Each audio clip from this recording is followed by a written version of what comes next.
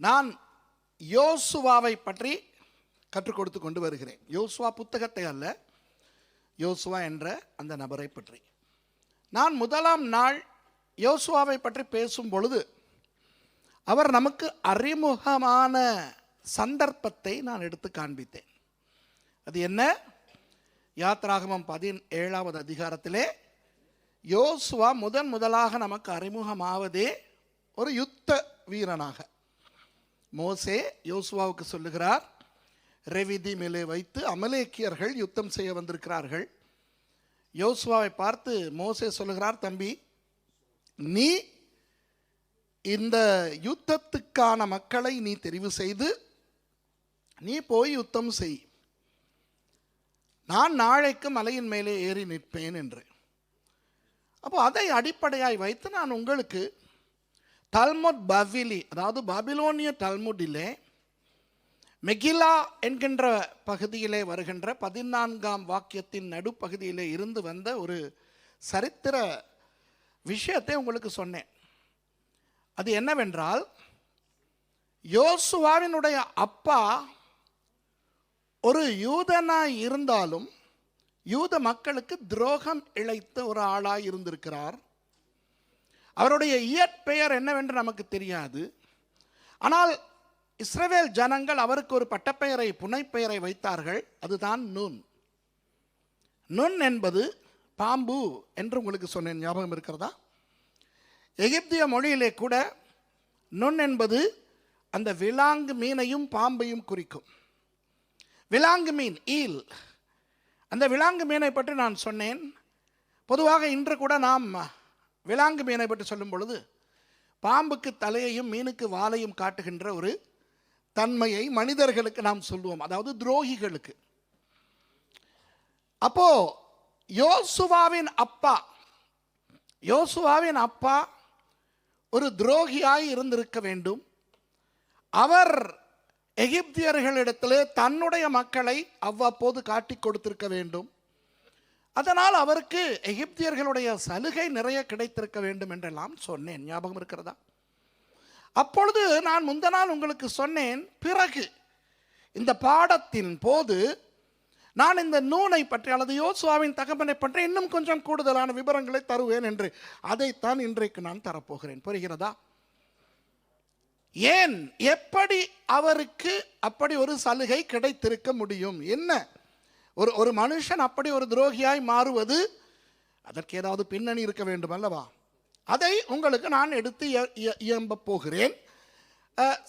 சில வேத வசனங்களையும் பார்த்து நாம் இதை கொஞ்சம் ஆராய்வோம். அப்போதான் நமக்கு இந்த யோசுவாவினுடைய பின்னணி நமக்கு புரியும். அதற்கு இன்று எந்த இடத்துக்கு வந்திருக்கிறோம் என்றால், என்னாகமம் 13ஆம் அதிகாரம். இப்போ என்னாகமம் 13ஆம் அதிகாரத்தில் என்ன வருகிறது என்பதனை காட்டி, அந்த இடத்துக்கு நேற்று முந்த நாளும் நாம் படித்ததோடு எப்படி வருகிறோம் என்பதை நான் சுருக்கமாய் சொல்லிவிட்டு அப்புறம் நாம் யோசுவாவின் தகப்பனை குறித்து கொஞ்சம் ஆழமாய் பார்க்கலாம். யோசுவா ஒரு சாதாரண மனுஷனாகத்தான் நமக்கு அறிமுகமாகிறார். அவர் அறிமுகமாகும் பொழுது அவருடைய வயது 45. அப்போ ஏற்கனவே 25 வருடங்கள் தன்னுடைய தகப்பனுடைய செல்வாக்கு காரணமாக எகிப்திய இராணுவத்திலே அவர் பணியாற்றி இருக்க வேண்டும் என்று நான் சொன்னேன். அப்படி அவர் பணியாற்றி ஒரு சாதாரண போர் வீரனுடைய ஒரு நிலையிலிருந்து உயர்ந்து ஒரு படை தலைவனாக அவர் எகிப்திலே பணியாற்றி இருக்க வேண்டும் என்று நான் உங்களுக்கு சொன்னேன். எகிப்திலே இது ஒரு பழக்கம்தான். எகிப்திலே யாராவது திறமைசாலிகள் இருந்தால் அந்த திறமைசாலிகளை உயர்த்தி அவர்களை அரச சேவையில் பயன்படுத்துவது அவர்களுடைய வழக்கம். எகிப்தியர்கள் என்று சொல்லும் பொழுது நாம் அவர்களை குறைவாய் எடை போடவே கூடாது. எகிப்தியர்கள், பண்டைய எகிப்தியர்கள் மிகவும் திறமையானவர்கள், பயங்கர அறிவாளிகள். இன்று கூட நீங்கள் எகிப்திலே பார்த்தால், லக்சரிலேயா இருக்கட்டும், அலெக்சாண்ட்ரியாவிலேயா இருக்கட்டும், கைரோவிலேயா இருக்கட்டும், மெம்பிஸ்லேயா இருக்கட்டும், பல இடங்களிலே இன்று கூட எகிப்தியலாளர்கள், எஜிப்டாலஜிஸ்ட்ஸ் அகழ்வாராய்ச்சிகளை மேற்கொள்ளும் பொழுது ஆச்சரியப்படத்தக்க விதமான விஷயங்களை அவர்கள் தோண்டி எடுக்கின்றார்கள். இந்த மமிஃபிகேஷன் என்று கேள்விப்பட்டிருப்பீர்கள். மரித்தவர்களுடைய உடம்புகளை பாதுகாக்கின்ற அந்த உத்தி. எகிப்திலே 3000-4000 ஆண்டுகளுக்கு முன் இறந்து போனவர்களுடைய உடல்கள் கூட அப்படியே பாதுகாப்பாக இருக்கக்கூடிய அளவுக்கு அவர்கள் அந்த மூலிகைகள் கண்டுபிடித்த மக்கள். உலக சரித்திரத்திலே முதல் அறுவை சிகிச்சை, ஆபரேஷன், சர்ஜரி நடத்தினவர்கள் எகிப்திய மருத்துவர்கள் என்று உலக சரித்திரம் சொல்லுகிறது. இன்றைக்கு கூட நீங்கள் கைரோ நூதன சாலைக்கு போனீர்களானால், கைரோ மியூசியத்துக்கு போனீர்களானால், அந்த சத்திர சிகிச்சை எப்படி செய்யப்பட்டது என்று விளக்கி படங்கள் மாத்திரமல்ல, பொம்மைகள் கூட செய்து அவர்கள் காட்டுகிறார்கள், இப்படித்தான் அறுவை சிகிச்சை நடந்தது என்று. அந்த அளவு முன்னேற்றம் அடைந்த ஒரு நாகரிகம் அந்த எகிப்திய நாகரிகம். அது மாத்திரமல்ல, நைல் நதியிலே விளைகின்ற ஒருவித நாணல், அந்த புல்லை பயன்படுத்தி பேப்பிரஸ் என்று சொல்லுகின்ற ஒரு எழுதும் பத்திரிகை போன்ற ஒன்றை உருவாக்கினவர்கள் அந்த எகிப்தியர்கள். நமது பரிசுத்த வேதாகமம் கூட முதல் எழுதப்பட்டது அந்த எகிப்திய பேப்பிரஸிலே. ஆகவே எகிப்தியர்கள் என்று சொல்லும் பொழுது அவர்கள் லேசுப்பட்டவர்கள் கிடையாது.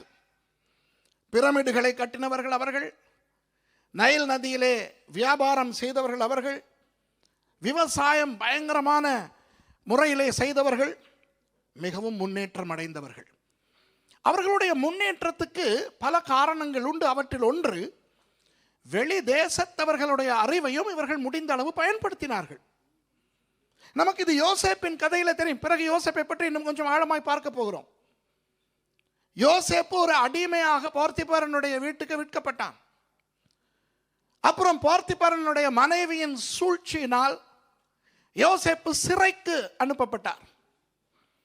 ஆனால் அங்கு 2 பேர் சொப்பனம் கண்டு அந்த சொப்பனங்களுக்கு இவர் அர்த்தம் கொடுத்து, அதன் விளைவாக பார்வோன் கண்ட ஒரு சொப்பனத்துக்கு அர்த்தம் சொல்ல யோசேப்பு அழைக்கப்படுகிறார். அப்படி அழைக்கப்பட்ட யோசேப்பினுடைய அறிவை பார்த்து வியந்த பார்வோன், இவன் ஒரு அந்நியன் என்று பார்க்காமல், இவன் எங்களுடைய ஒரு எகிப்திய வீட்டில் இருந்த வேலைக்காரன் என்று பார்க்காமல், இவனுக்கு எதிரான குற்றச்சாட்டு உண்மையானதா இல்லையா என்று கூட ஆராயாமல், உடனே அந்த யோசேப்பை உயர்த்தி தனக்கு அடுத்தபடியாக ஏற்படுத்தினான் அந்த பார்வோன். அதிலிருந்து என்ன விளங்குகிறது? இவர்கள் பிற தேசத்தவர்களுடைய அறிவை பயன்படுத்தினார்கள் என்று. நீங்கள் யூடியூபில் இருக்கிறது, நான் யோபுவை பற்றி சொல்லிக் கொடுத்த பாடங்கள். யோபுவை குறித்து மிகவும் ஆழமாக எங்களுடைய மலேசியா வேதாகம கல்லூரியிலே நான் கற்றுக் கொடுத்ததை ஒளிப்பதிவு செய்து அப்படியே போட்டிருக்கிறோம். இந்த ரெக்கார்டிங் குவாலிட்டி அவ்வளோ நன்றாக இல்லை, இருந்தாலும் அதை நீங்கள் பார்த்தால் அதிலே நான் சொல்லுவேன் எப்படி கோஃபு என்கின்ற பார்வோன் யோபு என்கின்ற மனுஷனுடைய உதவியை நாடி அந்த யோபின் உதவியால் தான் பிரமிடுகளை கட்டினார் என்று. கோஃபு மன்னன், அவருடைய மகனாகிய கோஃப்ரா, அவர்களுடைய அந்த கோஃப்ராவினுடைய மகனாகிய மகாரின, இவர்கள் அந்த பிரமிடுகளை கட்டினது யோபுவினுடைய உதவியால் என்று. இப்படி பிற தேசத்தவர்களது உதவியில் இவர்கள் பல விடயங்களை செய்தவர்கள். புரிகிறதா? ஆக அப்படி இருக்கும் போது இந்த யோசுவாவினுடைய அப்பா நூன் தன்னுடைய மக்களாகிய இந்த அடிமைகளாய் இருக்கும் இஸ்ரவேலர்களை, எகிப்தியர்களை மேய்ப்பதற்கு அல்லது அவர்களை காட்டிக் கொடுப்பதற்கு, அவர்களுடைய குறைபாடுகளை சொல்லிக் கொடுப்பதற்கு வினையும் பொழுது அந்த எகிப்தியர்கள் அந்த நூனுக்கு ஒத்தாசை புரிந்திருப்பது ஒன்றும் ஒரு புதிதான ஒரு விடயம் அல்ல. புரிகிறதா? ஆனால் நான் அதை உங்களுக்கு இன்னும் கொஞ்சம் விளக்கப் போகிறேன். சரி, இப்போ நாம் யோசுவாவை பற்றி படிக்கும் பொழுது எப்படிப்பட்ட ஒரு மனுஷனை பார்க்கிறோம்? ஒரு துரோகியின் மகன். ஒரு துரோகியின் மகன், ஆனால் ஒரு நல்ல மனுஷன், ஒரு வீரன். அந்த வீரன் ஒரு சாதாரண மனுஷனாய் இருந்து ஒரு ஆவிக்குரிய மனுஷனாய் பரிணமிக்கின்றார். நேற்று அதை பார்த்தோம், ஞாபகம் இருக்கிறதா? எங்கே சொல்லுங்கள் பார்க்கலாம். எப்படி அவருடைய முதல் அனுபவம் என்ன? ரெவிதீமிலே அமலேக்கியர்களோடு யுத்தம் செய்ய நீ ஆட்களை தெரிவு செய்து கொண்டு நீ அவர்களோடு யுத்தம் பண்ண என்று மோசே சொன்ன பொழுது இது தன்னால் செய்ய முடியும் என்ற விசுவாசம். முதலாவது அவருக்கு என்ன இருந்தது? விசுவாசம். நம்ப முடியாத, அனுபவம் இல்லாத ஒரு சூழ்நிலை. நேற்று இதை பார்த்தோம் அல்லவா? விசுவாசம் இருந்தது. அந்த விசுவாசத்தின் அடிப்படையிலே அவர் என்ன செய்தார்? இரண்டாவது, கீழ்ப்படிந்தார். அவர் கீழ்ப்படிந்ததனால் வெற்றி கிடைத்தது. அவருடைய பெயரில் வெற்றி வந்ததாக வேதம் சொல்லுகிறது. அப்படித்தானே? மோசே ஜெயித்தான் என்று சொல்லாமல் யோசுவா ஜெயித்தான். ஆனால் மூன்றாவதாய் அவருடைய வாழ்க்கையில் நாம் பார்க்கின்ற அருமையான ஒரு தகைமை என்ன? தாழ்மை. அவர் கடைசி வரை மோசேயின் ஊழியக்காரனாய் இருக்க அவர் விரும்பினார். அதற்கு பிறகு நாம் பார்க்கிறோம், உறுதியாய் தரித்திருக்கிறார். ஓரேபுக்கு மோசையோடு போகும் பொழுது கீழே மக்களோடும் இல்லை, மேலே மோசையோடும் இல்லை. நடுவிலே அப்படி ஒரு கைவிடப்பட்ட சூழ்நிலையில் என்ன நடக்கப் போகிறது? என் தலைவர் மேலே போனார், அவருக்கு என்ன ஆயிற்றோ தெரியவில்லை. அவர் வருவாரா? அப்படி வருவதா இருந்தால் எப்பொழுது வருவார்? என்ன நடக்கும் என்று தெரியாமல், ஆனால் ஆசையாமல் அவர் திட்டமாய் நின்றார். ஸ்டெட்ஃபாஸ்ட்னஸ். அடுத்தது நாம் பார்த்தோம், ஆசரிப்பு கூடாரத்தை பாளையத்தில் இருந்தே தேவன் அகற்றி விட்டார். இஸ்ரவேலுக்கு உள்ளிருந்து தேவனுடைய பிரசனமாகிய மிஷ்கான் என்று சொல்லுகின்ற ஆசரிப்பு கூடாரம் பாளையத்துக்கு வெளியே போனது.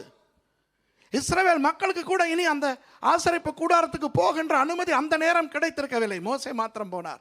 இவர்கள் தங்கள் கூடார வாசல்களில் நின்று மோசே போனதை பார்த்தார்கள். ஆனால் ஆசரிப்பு கூடாரத்துக்கு யோசுவா போனார். மோசே தன்னுடைய வேலைகளை எல்லாம் முடித்துவிட்டு தனது கூடாரத்துக்கு போன பிறகும் ஆசரிப்பு கூடாரத்திலே தரித்திருந்தது யார்? நமது யோசுவா. இந்த யோசுவா ஆவிக்குரிய ஒரு மனுஷனாய் பரிணமித்தபடியினால் அவருக்கு ஒரு பதவி உயர்வு கிடைக்கிறது. என்ன பதவி உயர்வு தெரியுமா?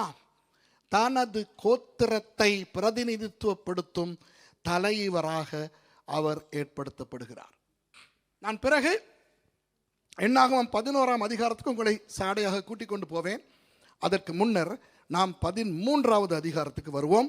1வது வசனத்திலிருந்து வாசியுங்கள். கர்த்தர் மோசேயை நோக்கி, நான் இஸ்ரவேல் புத்திரருக்கு கொடுக்கும் கானான் தேசத்தை சுற்றி பார்ப்பதற்கு நீ மனிதரை அனுப்பு. ஒவ்வொரு பிதாக்களின் கோத்திரங்களிலும் ஒவ்வொரு பிரபுவாகிய புருஷனை அனுப்ப வேண்டும் என்றார். எப்படிப்பட்ட ஒரு புருஷனை அனுப்ப வேண்டுமாம்? சத்தமா சொல்லுங்க. பிரபு. அதாவது ஒவ்வொரு கோத்திரத்தையும் பிரதிநிதித்துவப்படுத்த அந்த ஒவ்வொரு கோத்திரத்திலிருந்தும் ஒரு ஆளை நீ அனுப்ப வேண்டும். எங்கே அனுப்ப வேண்டும்? கானான் தேசத்தை சுற்றி பார்த்து விட்டு வர அனுப்ப வேண்டும். ஆனால் நீ அனுப்ப தெரிவு செய்கின்றவர்கள் எப்படிப்பட்டவர்களாக இருக்க வேண்டும்? பிரபுக்களாய் இருக்க வேண்டும். யோசுவா பிரபுவாய் உயர்த்தப்பட்டிருக்கிறார். எப்படி தெரியுமா? வாசியுங்கள், அவர்களுடைய நாமங்களை வாசியுங்கள். மோசே கர்த்தருடைய வாக்கின்படியே அவர்களை பாரான் வனாந்திரத்திலிருந்து அனுப்பினான். கவனிங்கள். அந்த மனிதர் யாவரும் இஸ்ரவேல் புத்திரரின் தலைவர்கள். வாவ்! பிரபுக்கள் மாத்திரமல்ல, அவர்கள் யார்? தலைவர்கள். எங்க வாசியுங்கள், நாமங்களை வாசிங்க. அவர்களுடைய நாமங்கள் ஆவன: ரூபன் கோத்திரத்தில் சக்கூரின் குமாரன் சம்முவா, சிமியோன் கோத்திரத்தில் ஓரியின் குமாரன் சாப்பாத், யூதா கோத்திரத்தில் எப்புனேயின் குமாரன் காலேப். பிறகு இந்த யூதாவை கோத்திரத்தின் எப்புனேயின் குமாரன் காலேபை பற்றி பேசுவோம். இசக்கார் கோத்திரத்தில் யோசேப்பின் குமாரன் ஈகால். இது நமக்கு தெரிந்த அந்த யோசேப்பு அல்ல, யாக்கோபின் மகன் யோசேப்பு அல்ல, இது வேறொரு யோசேப்பு. இப்ராஹிம் கோத்திரத்தில் நூனின் குமாரன் ஒசேயா. வாவ்! இப்ராஹிம் கோத்திரத்தில் நூனின் குமாரன் ஓசையா. இப்படி எழுதும் பொழுது கூட சாத்தானுக்கு இது ஒரு வெட்கக்கேடா இருக்குமா இல்லையா? யோசியுங்கள். நேற்று அதை சொன்னேன் அல்லவா? இனியும் வரும், இனியும் வரும். இனி நாளைக்கு நாம் பேச போகும் ஒரு விஷயத்திலும் இது வரும். ஆனால் நான் உங்களுக்கு என்ன சொன்னேன்? எல்லா இஸ்ரவேலர்களையும் சாத்தான் வஞ்சித்து விக்கிரக ஆராதனைக்குள்ளே நடத்தி வெற்றி கண்டான். ஆமாவா இல்லையா? இப்போ யாத்திராகமம் 32ஆம் அதிகாரத்திலே மோசே மேலே இருந்து கீழே வரும் பொழுது எல்லாருமே ஆடல் பாடல் கழிப்பு கொண்டாட்டம் விக்கிரகாராதனை ஓப்புஸ் என்கின்ற அந்த எகிப்திய மாட்டுக் கடவுளை செய்து கொண்டு வணங்கி கொண்டிருக்கிறார்கள். நான் உங்களுக்கு சொன்னேன் எப்படி ஆரோன் ஒரு விம்ப் ஆலை போல மாறி இருந்தார் என்று. தங்கத்தை எல்லாம் நெருப்பில் போட்டேனா அது மாடாய் வெளியே வந்தது. அப்போ ஆண்டவர் வெட்கப்பட்டார். இஸ்ரவேலர்கள் மூலம் ஆண்டவர் வெட்கப்பட்டார். ஆனால் ஆண்டவர் ஒரு மனுஷன் மூலமாக தனது வெட்கத்தை இல்லாமலாக்கி சாத்தானை வெட்கப்படுத்தினார். எப்படி? பாம்பின் குமாரன் நூனின் குமாரன் ஆசரிப்பு கூடாரத்திலே தொடர்ந்து இருப்பதன் மூலம். நேற்று அந்த விஷயம் உங்களுக்கு பேசினதா? உங்கள் ஒவ்வொருவருடைய முக்கியத்துவமும் நேற்று உங்களுக்கு புரிந்ததா? அது புரிந்திருக்காவிட்டால் நேற்று நீங்கள் வந்ததே அநியாயம். நமக்கு தாழ்மை இருக்க வேண்டியதுதான், ஆனால் தாழ்வு மனப்பான்மை இருக்கக்கூடாது. நாம் எல்லாரும் ஒவ்வொரு தனி மனுஷனாக ஒரு விசேஷமாக படைக்கப்பட்டோம். நாம் ஒவ்வொருவரும் தேவனுடைய சாயலாக அவருடைய ரூபத்தின்படி சிருஷ்டிக்கப்பட்டோம். நாம் ஒவ்வொருவருக்காகவும் இயேசுவானவர் கல்வாரி சிலுவையிலே மரித்தார். நாம் ஒவ்வொருவரும் தனிப்பட்ட ரீதியாக தேவனுக்கு முன்பாக ஆசாரியர்களாகவும் ராஜரீக ஆசாரியர்களாக இருக்கிறோம். பிறகு அந்த வசனத்தை நான் உங்களுக்கு மறுபடி ஞாபகப்படுத்துவேன். 2 பேதுரு 2:9 பிறகு அது வர வேண்டும் நாம் ஒரு சந்தர்ப்பத்தில். ஆகவே தனிப்பட்ட ரீதியாய் நாம் நடந்து கொள்ளுகிற விதத்தில் தேவன் மகிமைப்படவும் வேண்டும், சாத்தான் வெட்கப்படவும் வேண்டும். இன்று கிறிஸ்தவர்கள் ஒரு சிறுபான்மை தான், ஒரு கொஞ்சம் பேர் தான். இந்த பிரான்சிலே எத்தனை கிறிஸ்தவர்கள் இருக்கிறார்கள்?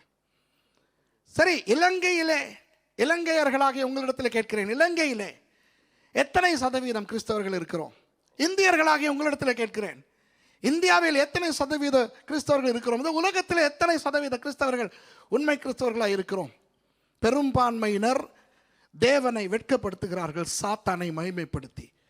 நாம் சிறுபான்மையினராக இருந்தாலும் நாம் நூனின் குமாரர்களைப் போல நாம் தேவனை மகிமைப்படுத்தி சாத்தானை வெட்கப்படுத்துகின்றவர்களாக இருக்கிறோம். விளங்குதா?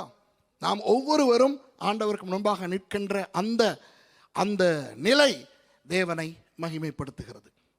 சரி, இப்போ இந்த தடவையும் ஆண்டவர் வெட்கப்படுத்துகிறார் சாத்தானை. எப்படி?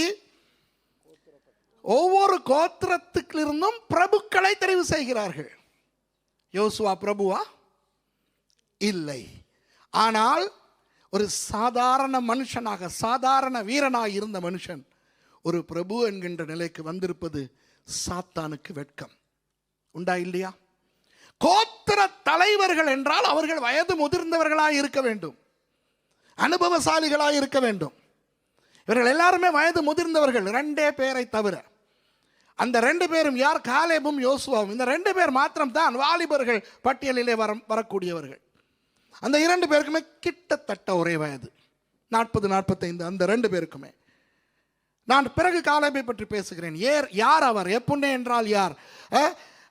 யார் காலேப் என்று நான் உங்களுக்கு பேசுகிறேன். பயங்கர ஆசீர்வாதமாக இருக்கும் நமக்கு அது. ஆனால் இப்போ யோசுவாவை பற்றி மாத்திரம் பார்ப்போம். யோசுவா நூனின் குமாரன். பாருங்கள், அவருடைய பெயருக்கும் அவருடைய இப்பொழுது கிடைத்திருக்கும் தகுதிக்கும் சம்பந்தமே இல்லை. இது உண்மையா இல்லையா? நான் என்னை பற்றி சொன்னேன். நான் ஏன் பெயரை மாற்றவில்லை என்று சொன்னேன். எனக்கு என் பெயரை மாற்றுவது ஒன்றும் கஷ்டம் அல்ல, இல்லையா? சட்டப்படி கூட பெயரை மாற்றலாமே. சுரேஷ், செல்வகுமரன், ராமச்சந்திரன். அதை ஏன் எஸ்ரா என்று என்னால் மாற்ற முடியாது? முடியும். ஆனால் நான் யோசுவாவை போல இருக்க வேண்டும், நீங்கள் யோசுவாவை போல இருக்க வேண்டும். அதற்காக பெயர் மாற்றிக்கொண்டது தப்பு என்று நான் சொல்லவில்லை. நான் சொல்ல வருவதை கேளுங்கள். எப்படி யோசுவாவின் பெயருக்கும் அவருடைய ஊழியத்துக்கும் சம்பந்தமே இல்லையோ, அதுபோல நமது பரம்பரைக்கும் நமது பெயருக்கும் நாம் செய்யும் வேலைக்கும் சம்பந்தமே இருக்கக்கூடாது. நான் ஒரு சுரேஷ் ஜோசப், ஒரு சுரேஷ் ஜேக்கப், ஒரு சுரேஷ் ஏப்ரஹாம், ஒரு சுரேஷ் டேவிடாக இருந்திருந்தால் நான் செய்கிற ஊழியம் ஒரு ஒரு குழப்பமான ஒரு ஊழியமாக இருக்காது. ஏன்? என் அப்பா ஒரு கிறிஸ்தவர், என் தாத்தா ஒரு கிறிஸ்தவர், என் அப்பா ஒரு பாஸ்டர், என் மாமா ஒரு இவாஞ்சலிஸ்ட் என்று சொல்லலாம். ஆனால் என் பெயர் என்ன? சுரேஷ் செல்வகுமரன் ராமச்சந்திரன். நான் செய்கிற ஊழியம் என்ன?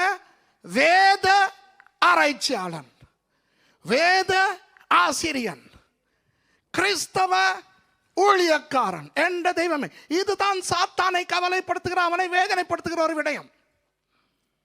இப்ப மற்றவர்களை பற்றி எனக்கு பிரச்சனை இல்லை. அதாவது ரூபன் கோத்திரத்தில் சக்கூரின் குமாரன் சம்முவா, பிசாசுக்கு அது ஒன்றும் பிரச்சனையே கிடையாது. சிமியோன் கோத்திரத்தில் ஓரியின் குமாரன் ஷாஃபாத், ஒரு பிரச்சனையும் கிடையாது. ஆனால் யூதா கோத்திரத்தில் எப்புன்னேயின் குமாரன் காலேப், பிசாசுக்கு பெரிய பெரிய பெரிய பிரச்சனை. அது பிறகு பேசுவோம். இசக்கார் கோத்திரத்தில் யோசேப்பின் குமாரன் ஈகால், அவனுக்கு பிரச்சனையே இல்லை. ஆனால் இப்ராஹிம் கோத்திரத்தில் நூனின் குமாரன் ஓசே, அவனுக்கு பிரச்சனை. ஏன்? ஐயா என்னுடையவன், ஐயா பாம்பின் குமாரன், நான் தான் ஐயா பாம்பு. என் குமாரன் எனக்காக படம் எடுக்க வேண்டியவன், இன்றைக்கு எனக்கு எதிராய் நின்றிருக்கிறானே. விளங்குதா உங்களுக்கு? விளங்குதா? இப்போ நான் உங்களுக்கு சொல்ல போகிறேன், எப்படி இந்த நூன் என்கின்ற மனுஷன் எகிப்திய அரசர்களோடு, பார்வோனோடு நல்ல பெயர் வாங்கினான். எப்படி அவன் எகிப்தியர்களுக்கு தன் இனத்தை காட்டிக் கொடுக்கக்கூடிய ஒரு நிலைக்கு வந்தான் என்று பாப்போமா? சரி, யோசேப்பிலிருந்து தொடங்க வேண்டும் இந்த சம்பவத்தை. இப்போ யோசேப்பு போர்த்திபாரின் வீட்டிலே ஒரு அடிமை வேலைக்காரனாக இருந்தார். ஞாபகம் இருக்கிறதா? போர்த்திபாரின் வீட்டிலே நன்றாக உயர்த்தப்பட்டார். போர்த்திபாரின் மனைவி யோசேப்போடு தகாத உறவில் ஈடுபட முயற்சி செய்யும் பொழுது, யோசேப்பு ஒரு நல்ல மனுஷன், தேவ பக்தி உள்ள மனுஷன். அவர் முடியாது என்று அவர் ஓடும் பொழுது மேலங்கி அவள் கையில் அகப்படுகிறது. அவள் சூட்சுமம் செய்து பொய் குற்றச்சாட்டை இவன் மேல் போட்டு, யோசேப்பின் மேல் போட்டு, யோசேப்பை சிறைக்கு அனுப்புகிறாள். அந்த சிறையிலே 2 பேர் சொப்பனம் காணுகிறார்கள். உங்களுக்கு தெரியும். அதிலே ஒருவனுடைய சொப்பனத்தின்படி அவன் சாக வேண்டும், இன்னொருவனுடைய சொப்பனத்தின்படி அவன் உயர்த்தப்பட வேண்டும். அவன் அந்த கொலை செய்யப்படுகிறான், உயர்த்தப்படுகிறவனும் உயர்த்தப்படுகிறான். அப்புறம் என்ன நடக்கிறது? பார்வோன் ஒரு குதர்க்கமான ஒரு சொப்பனத்தை காணுகிறான்.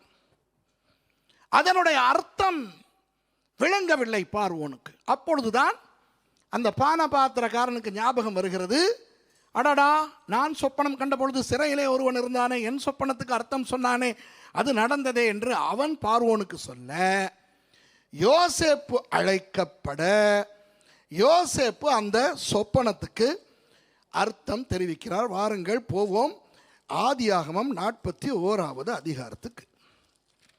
அங்கே என்ன நடக்கிறது என்று பார்த்தால், இந்த யோசேப்பு அந்த பார்வோனுடைய சொப்பனத்தை விளக்கப்படுத்தின பிறகு பார்வோன் என்ன சொல்லுகிறார் என்று பார்ப்போம். 39வது வசனத்தில் இருந்து 38 இருந்து வாசிப்போம். அப்பொழுது பார்வோன் தன் ஊழியக்காரரை நோக்கி, தேவ ஆவியை பெற்ற இந்த மனுஷனைப் போல வேறொருவன் உண்டோ என்றான். யோசேப்பை குறித்து பார்வோன் பேசுகிறார். பின்பு பார்வோன் யோசேப்பை நோக்கி, தேவன் இவை எல்லாவற்றையும் உனக்கு வெளிப்படுத்தி இருக்கிறபடியால் உன்னைப் போல விவேகமும் ஞானமும் உள்ளவன் வேறொருவனும் இல்லை. நீ என் அரண்மனைக்கு அதிகாரியாக இருப்பாய். யோசேப்பு யாராம்? பார்வோனுடைய அரண்மனைக்கு அதிகாரி. உன் வாக்கின்படியே என் ஜனங்கள் எல்லாரும் அடங்கி நடக்க கடவர்கள். சிங்காசனத்தில் மாத்திரம் உன்னிலும் நான் பெரியவனாய் இருப்பேன் என்றான். பிரதம மந்திரி பார்வோனுக்கு அடுத்தபடியாக யோசேப்பு. பின்னும் பார்வோன் யோசேப்பை நோக்கி, பார், எகிப்து தேசம் முழுமைக்கும் உன்னை அதிகாரியாக்கினேன் என்று சொல்லி, பார்வோன் தன் கையிலே போட்டிருந்த தன் முத்திரை மோதிரத்தை கழற்றி அதை யோசேப்பின் கையிலே போட்டு மெல்லிய வஸ்திரங்களை அவனுக்கு உடுத்தி பொன் சரப்பணியை அவன் கழுத்திலே தரித்து தன்னுடைய 2ஆம் ரதத்தின் மேல் அவனை ஏற்றி தென்றலிட்டு பணியுங்கள் என்று அவனுக்கு முன்பாக கூறுவித்து எகிப்து தேசம் முழுமைக்கும் அவனை அதிகாரியாக்கினான். பின்னும் பார்வோன் யோசேப்பை நோக்கி, நான் பார்வோன், ஆனாலும் எகிப்து தேசத்தில் உள்ளவர்களில் ஒருவனும் உன் உத்தரவு இல்லாமல் தன் கையையாவது தன் காலையாவது அசைக்க கூடாது என்றான். கொஞ்சம் இருங்க, முக்கியமானது அடுத்த வசனம். அதற்கு முன்னே ஒரு விஷயத்தை சொல்லுகிறேன். இப்போ யோசேப்பு எந்த அளவு உயர்த்தப்படுகிறார் என்று உங்களுக்கு தெரிகிறது அல்லவா? இது ஏற்கனவே உங்களுக்கு தெரிந்தது தான். வசனத்திலே வாசித்து மறுபடி ஞாபகப்படுத்தி கொள்ளுகிறோம், அவ்வளவுதான். ஆனால் பிறகு இந்த இஸ்ரவேலர்கள் அடிமைப்படுத்தப்பட்டது ஏன்? யோசேப்பை அறியாத ஒரு பார்வோன் தோன்றினான். சரியா? யோசேப்பை அறியாத. ஆனால் இப்போ நான் உங்களிடத்தில் ஒரு பௌதீக கேள்வி ஒன்று கேட்க போகிறேன். Biological question. சரியா? இப்போ வெள்ளைக்காரர்களும் இந்தியர்களும் அல்லது வெள்ளைக்காரர்களும் இலங்கையர்களும் திருமணம் செய்த சம்பவங்கள் நடந்தது உண்டா இல்லையா? இலங்கையிலே 1505 போர்த்துகேயர்கள் வந்தார்கள். அந்த போர்த்துகேயரில் சிலர் இலங்கையர்களை திருமணம் செய்தார்கள். அதிகமான போர்த்துகேய ஆண்கள் சில இலங்கை பெண்களை திருமணம் செய்தார்கள். ஓகே, அவர்களுக்கு நாங்கள் போர்ச்சுகல் பர்கர்ஸ் அல்லது லிஸ்பன் பர்கர்ஸ் என்று சொல்லுகிறோம். அப்படி ஒரு கூட்டம் இலங்கையில் இருக்கிறார்கள். பார்த்திருக்கிறீர்களா? பரங்கியர்கள் என்று சொல்லுவோமே. 1658 ஒல்லாந்தர்கள் நெதர்லாந்திலிருந்து வந்தார்கள் இலங்கைக்கு. போர்த்துகேயர்களை அவர்கள் தோல்வி அடைய செய்து அவர்கள் இலங்கையை கைப்பற்றினார்கள். அவர்களிலும் அநேகமான ஆண்கள் இலங்கை பெண்களை திருமணம் செய்தார்கள். ஒரு சில வெள்ளைக்கார பெண்கள் இலங்கை ஆண்களை திருமணம் செய்தார்கள். அவர்களுக்கு இலங்கையிலே இன்றும் பெயர் டச் பர்கர்ஸ். என்ன சாமான்? Touch burgers. இந்தியாவிலே இந்த போர்த்துகேயர்களுடைய ஒல்லாந்தர்களுடைய தாக்கம் இலங்கையின் அளவுக்கு இருக்கவில்லை. ஓகே, ஆனால் 1796 ஆங்கிலேயர்கள் வந்தார்கள் இலங்கைக்கு. ஆனால் இலங்கைக்கு வர முன்பு அவர்கள் எங்கே வந்தார்கள்? இந்தியாவுக்கு. எந்த பெயரில் வந்தார்கள்? பிரிட்டிஷ் ஈஸ்ட் இந்தியன் கம்பெனி என்ற பெயரில் வந்தார்கள். கல்கத்தா தான் அவர்களுடைய பிரதான நகரம். அப்படி இந்தியாவுக்கு வந்த வேலைக்காரர்களாகிய ஆங்கிலேயர்கள் அநேக ஆண்கள் இந்திய பெண்களை திருமணம் செய்தார்கள். சில பெண்கள் இந்திய ஆண்களை திருமணம் செய்தார்கள். அவர்களுடைய வம்சத்துக்கு என்ன பெயர்? Anglo Indians. ஆமாவா இல்லையா? 1796 பிறகு அதே ஆங்கிலேயர்கள் இலங்கையை கைப்பற்றி ஒல்லாந்தர்களை துரத்தி அடித்த பிறகு பிரிட்டிஷ் பர்கர்ஸ் என்கின்ற ஒரு இலங்கை கூட்டம் உருவாகினது. அப்போ இலங்கையிலே 3 விதமான பர்கர்ஸ் இருக்கிறார்கள். Portugal Lisbon burgers, touch burgers, British burgers. ஓகேயா? அவர்களை நீங்கள் பார்த்திருக்கிறீர்களா? எப்படி இருப்பார்கள்? வெள்ளைக்கார வெள்ளையும் இருக்காது, நம்மை போல பிரவுனும் இருக்காது, ரெண்டுக்கும் இடையிலே இருப்பார்கள். ஆமாவா இல்லையா? பார்த்தால் தெரியும், இவன் 100% இலங்கையன் அல்ல அல்லது இந்தியன் அல்ல. அதே நேரம் 100% வெள்ளைக்காரனோ வெள்ளைக்காரியோ அல்ல, இரண்டுக்கும் இடைப்பட்டவர்கள். இப்போ இதெல்லாம் நடந்து எத்தனை நூற்றாண்டுகள் ஆனாலும் ஏறத்தாழ இந்த உருவ ஒற்றுமை இருக்குமா இல்லையா? சொல்லுங்கள். சரி, இப்போ ஆபிரகாம் எங்கிருந்து வந்தவர்? அவர் பாபிலோனிலிருந்து வந்தவர். ஆமாவா இல்லையா? ஊர் என்கின்ற கல்தேய தேசத்திலிருந்து வந்தவர். அவர்கள் எப்படி உருவ அமைப்பு கொண்டவர்கள்? வெள்ளைக்காரர்களை போல வெள்ளை இல்லாவிட்டாலும் நம்மை போல மாநிற நிறம் உள்ளவர்கள் அல்ல, நம்மை விட சிவந்த மேனி உடையவர்கள். இன்றைக்கு நீங்கள் ஈரானை பாருங்கள். இன்றைக்கு ஈரான் வேத காலத்து பெர்ஷியா, இன்றைய ஈராக் வேத காலத்து பாபிலோனியா. அப்போ இன்றைக்கு ஈராக்கிலே உள்ளவர்களை நீங்கள் பார்த்தால் ஆபிரகாம் எல்லாம் எப்படி இருந்திருப்பார்கள் என்று உங்களால் கணிக்க முடியும். ஈராக்கியர்களை பார்த்திருக்கிறீர்களா? வெள்ளைக்காரர்களை போல வெள்ளையும் இல்லை, நம்மை போல மாநிறமும் இல்லை, நம்மை விட சிவந்த மேனி உள்ளவர்கள். எகிப்து எந்த கண்டத்தை சேர்ந்தது? ஆப்பிரிக்கா கண்டத்தை சேர்ந்தது. பார்வோன்கள், போர்த்திப்பார்கள், எகிப்தியர்கள், பண்டைய எகிப்தியர்கள், இன்று வாழுகின்ற எகிப்தியர்கள் அல்ல, இன்று எகிப்திலே வாழுகிற எகிப்தியர்கள் அராபியர்கள். ஆனால் பண்டைய எகிப்தியர்கள் யார்? Very good. என்ன சொன்னீங்க? கருவல், கருப்பு. அவர்களுடைய தலைமயிரெல்லாம் சுருள். இப்போ யோசேப்பு யாருடைய பேரன்?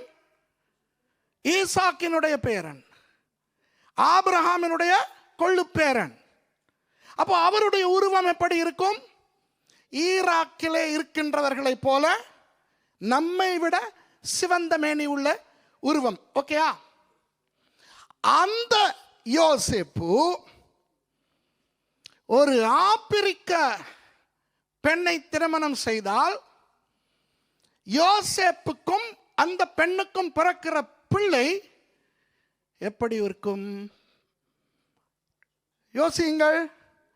முழுக்க யோசேப்பு மாதிரியும் இருக்காது, முழுக்க ஆப்பிரிக்க உருவமாயும் இருக்காது. இப்போ வாசிங்கள் அடுத்த வசனத்தை, 45வது வசனம். மேலும் பார்வோன் யோசேப்புக்கு சாப்நாத் பன்னேயா என்று பெயரை இட்டு ஓன் பட்டணத்து ஆசாரியனாகிய போத்திபிராவின் குமாரத்தாகிய ஆஸ்நாத்தை அவனுக்கு மனைவியாக கொடுத்தான். யோசேப்பு எகிப்து தேசத்தை சுற்றி பார்க்கும்படி புறப்பட்டான். யோசேப்பின் மனைவி யாராம்? எகிப்து தேசத்தை சேர்ந்த ஒரு பெண். அப்போ ஒரு கருவலா இல்லையா? சொல்லுங்க, யோசிங்க யோசிங்க. முன்பு ஒரு முறை நான் இதே உங்கள் சபையிலே வைத்து நான் யோசேப்பை பற்றி பேசினேன், போர்த்திப்பாரை பற்றி பேசினேன். அதில் நான் ஜோக்காக ஒன்றை சொன்னேன். ஜோக்காக போர்த்திப்பாரின் மனைவியின் உருவம் எப்படி இருக்கும் என்று எனக்கு தெரியுமா? யோசிங்க, எனக்கு தெரியுமா? அல்லது போர்த்திப்பாரின் மனைவியை எவனாவது வீடியோ எடுத்து டிக்டாக்கிலே போட்டிருக்கிறானா? தெரியாது. நான் சும்மா ஒரு ஜோக்குக்கு சொன்னேன். பொதுவாக கருப்பினத்தவர்கள் குண்டாக, உயரமாக, பெரிதாகத்தான் இருப்பார்கள். பொதுவாக அப்படித்தானே இருப்பார்கள். நீங்கள் உண்மையான பண்டைய எகிப்திய அந்த என்ன சொல்றது ஓவியங்களை பார்க்க வேண்டும். பண்டைய உண்மையான ஓவியங்களை. சும்மா அந்த வெள்ளைக்காரன் ஹாலிவுட்டிலே எகிப்திய சம்பந்தமான திரைப்படங்கள் எடுக்கிறானே, அதை பார்க்கக்கூடாது. 10 கமாண்ட்மெண்ட்ஸ் மோசேயினுடைய படம். மோசேயினுடைய 10 கமாண்ட்மெண்ட்ஸ் படத்தை எடுத்தவர்கள் ஹாலிவுட். அதிலே வருகிற பார்வோனும் வெள்ளைக்காரன், அதிலே வருகிற எல்லாருமே எகிப்தியர்கள் எல்லாரும் வெள்ளைக்காரர்கள். அது போய் உண்மையான அந்த பண்டைய ஓவியங்களை நீங்கள் எகிப்திய ஓவியங்களை பார்த்தால் உங்களுக்கு தெரியும், பெரிய உதடுகளோடு அந்த கருப்பு இனத்தவர்கள் என்றபடியால் அப்படி இருப்பார்கள். இப்போ நான் சொன்னேன், ஒருவேளை இந்த யோசேப்பு இந்த கருப்பு பெரிய அந்த பொம்பளைக்கு பயந்து ஓடி இருப்பாரோ என்று நான் ஜோக்காக சொன்னேன். அதற்கு சில ஆவிக்குரிய ஜாம்பவான்கள் எனக்கு சாடு என்று யூடியூபில் என்னை சாடி இருந்தார்கள். யோசேப்பு நல்ல மனுஷன் என்றபடியினால் தான், தேவ பக்தி உள்ளவன் என்றபடியினால் தான் அவன் ஓடினான். இந்த சுரேஷ் ராமச்சந்திரன் சொல்லுகிறதை பார்த்தால் அவள் அசிங்கமாய் பெரிதாய் இருந்தபடினால் ஓடினான். ஐயோ, நான் அப்படி சொல்லவே இல்லை. இன்றும் நான் சொல்கிறேன், யோசேப்பு தேவ பக்தி உள்ள ஒரு மனுஷன், நல்ல மனுஷன். அப்பா விளங்குதா? அது சும்மா நான் ஜோக்குக்கு சொன்னது. சரி, இப்போ சொல்லுகிறேன். இப்போ இந்த யோசேப்புக்கு ஒரு மனைவியை பார்வோன் கொடுக்கிறானே, அந்த மனைவி வெள்ளைக்காரியாக இருப்பாளா? இல்லை. அவளை பற்றின முழு விபரமும் இங்கே உண்டு இந்த வசனத்தில். இது நமக்கு போதும், ஆராய்ச்சியாளர்களுக்கு போதும். நமக்கு தெரியும், வேறு எகிப்திய ஏடுகளோடு ஆராய. விளங்குதா? நமக்கு மெம்பிஸ் டெக்ஸ்ட் இருக்கின்றன, பிரமிட் டெக்ஸ்ட் இருக்கின்றன, டாவ் டெஃப் இருக்கின்றன, நமக்கு எத்தனையோ. இது பேராசிரியர்களுக்கு சொல்கிறேன். முதலாவது நாளிலே சொன்னேன் அல்லவா, பேராசிரியர்களுக்கும் சில விஷயங்கள் சொல்லுவேன், அது உங்களுக்கு விளங்க தேவையில்லைன்னு சொன்னேன். இப்போ இது பேராசிரியர்களுக்கு. டாவ் டெஃப், Memphis text, pyramid text, okay, இவற்றிலே இந்த ஓன் என்கின்ற இடத்தை பற்றி இருக்கிறது. ஓன் என்கின்ற அந்த இடம் சூரிய நமஸ்காரம் அதிகமாய் நடைபெறுகின்ற ஒரு மத மையம். மத மையம் என்றால் விளங்குகிறதா? மதம் சம்பந்தமான ஒரு பிரதான இடம். அவர்களுடைய சூரிய தெய்வத்தின் பெயர் ரா. அப்போ அந்த சூரிய தெய்வம், நைல் தெய்வம் ஹப்பி, பார்வோன் தான் சூரியனுக்கும் நைலுக்கும் பிறந்த பிள்ளை. இப்படித்தான் அவர்களுடைய அந்த நம்பிக்கைகள் இருந்தன. நான் அந்த 10 வாதைகளை பற்றி பேசும்பொழுது சொல்லிக் கொடுத்திருக்கேன், ஞாபகம் இருக்கிறதா? அந்த ரா தெய்வத்தை வணங்குகின்ற பெரிய கோயில் இருந்த பட்டணத்துக்கு பெயர் ஓன். அந்த பட்டணத்திலே பிரதான மத தலைவராய் இருந்த அந்த மனுஷனுடைய பெயர் இங்கே வருகிறது, போத்திப்பிரா. என்ன சாமான்? சத்தமா சொல்லுங்க. ஐயோ, இது அந்த போத்திபார் அல்ல. யார்? யோசேப்பு வேலை செய்தாரே போத்திபார், அவர் அல்ல. பெயர் கிட்டத்தட்ட ஒன்று மாதிரி இருக்கிறது. இதே மாதிரி ஒரு விஷயம் தானியேல் புத்தகத்திலும் வரும். தானியேலுடைய பெயர் மாற்றப்பட்டது. தானியேலுக்கு என்ன பெயர் வழங்கப்பட்டது? பெல்தெஷாத்சார். அதே தானியேல் சம்பவத்திலே நேபுகாத்நேச்சாருடைய பேரன் ஒருவர் வருவார், ராஜா. அவருடைய பெயர் என்ன? பெல்ஷாத்சார். அப்போ பெல்ஷாத்சாருக்கும் பெல்தெஷாத்சாருக்கும் இடையில் இருக்கிற வித்தியாசம் அந்த டே மாத்திரம் தான். தானியேல் பெல்தெஷாத்சார், அவன் பெல்ஷாத்சார். அதுபோல யோசேப்பின் ஆரம்ப முதலாளி போத்திபார். யோசேப்பின் மாமனாராய் மாறினவர் போர்த்திபார் அல்ல, போர்த்திபிரா. என்ன சாமா? போத்திபிரா. விளங்குதா? இவர் ஓன் என்கின்ற அந்த சூரிய தெய்வ எகிப்திய பட்டணத்து பிரதான ஆசாரியர், பார்வோனுக்கு தூரத்து உறவினர். ஆகவே ராஜரீக வம்சம். புரிகிறதோ? இப்போ அந்த ஆளுடைய மகளின் பெயர் இங்கே வருகிறது, அஸ்நாத். அஸ்நாத் என்றால் என்ன தெரியுமா? நாட் அல்லது நெய்ட் என்று சொல்லுகின்ற அந்த தேவதையின் மகள் என்று அர்த்தம். நன்றா கவனிங்க. நெய்ட் என்பது ஒரு எகிப்திய தெய்வம், பெண் தெய்வம். அந்த தெய்வத்தின் மகள் என்று இவளுக்கு பெயர். உங்களுக்கு தெரியுமா அந்த தெய்வம் எதற்கு தெய்வம் என்று? நெருப்புக்கு தெய்வம். ஓகே, நெய்ட் என்கின்ற தேவதை எதனுடைய தெய்வமா? நெருப்புக்கு. அந்த தெய்வம் எதன் மூலம் அடையாளம் காட்டப்படுவாள் தெரியுமா? புதர் அல்லது செடி. ஹலோ, செடி. செடி இருக்கிறதே உங்களுக்கு தெரியுமா? இந்த நெய்ட் என்கின்ற தேவதையும் இந்த எகிப்தியர்களுக்கு மிக மிக முக்கியமான ஒரு பெண் தெய்வம். அந்த தெய்வத்தை பாருங்களேன், நீங்களே யோசிங்கள். ரா என்கின்ற சூரிய தெய்வத்தின் ஆசாரியன் போத்திபிரா தன் மகளுக்கு அந்த நெய்ட் தெய்வத்தின் மகள் என்ற பெயரை வைக்கிற அளவுக்கு அந்த நெய்ட் என்கின்ற தேவதை எவ்வளவு முக்கியமான தேவதையாக இருந்திருக்க வேண்டும் என்று நீங்கள் யோசித்து பாருங்கள். அந்த நம்பிக்கையை பார்த்து வளர்ந்தவர் தான் மோசே. அதனால் தான் ஆண்டவர் முதல் மோசேயை சந்திக்கும் பொழுது அந்த நெய்ட் தெய்வம் அடையாளப்படுத்துகின்ற முட்செடியிலே அந்த தெய்வம் எதற்கு தெய்வமோ அக்கினி, அந்த அக்கினியை எரிய வைத்து ஆண்டவர் தரிசனமானார். இப்ப விளங்குதா? விளங்குதா உங்களுக்கு? அதாவது இதெல்லாம் உண்மையான தெய்வங்கள் அல்ல. நெருப்பையும் கட்டுப்படுத்துவது நான், முட்செடியையும் கட்டுப்படுத்துவது நான் என்று தனது வல்லமையை காட்டுவதற்காக. இதுக்கு ஒரு பெரிய ஆமேன் வந்திருக்கணும். உங்களெல்லாம் பார்த்தா எனக்கு பைத்தியம் பிடிக்காம இருக்கிறதே ஆச்சரியம்தான். ஒரு பயங்கர ரகசியம். நான் மோசையை பற்றி பேசும்போது கூட இதை சொல்லிக் கொடுக்கவில்லை. இன்று தான் முதல் உங்களுக்கு சொல்லிக் கொடுக்கிறேன்.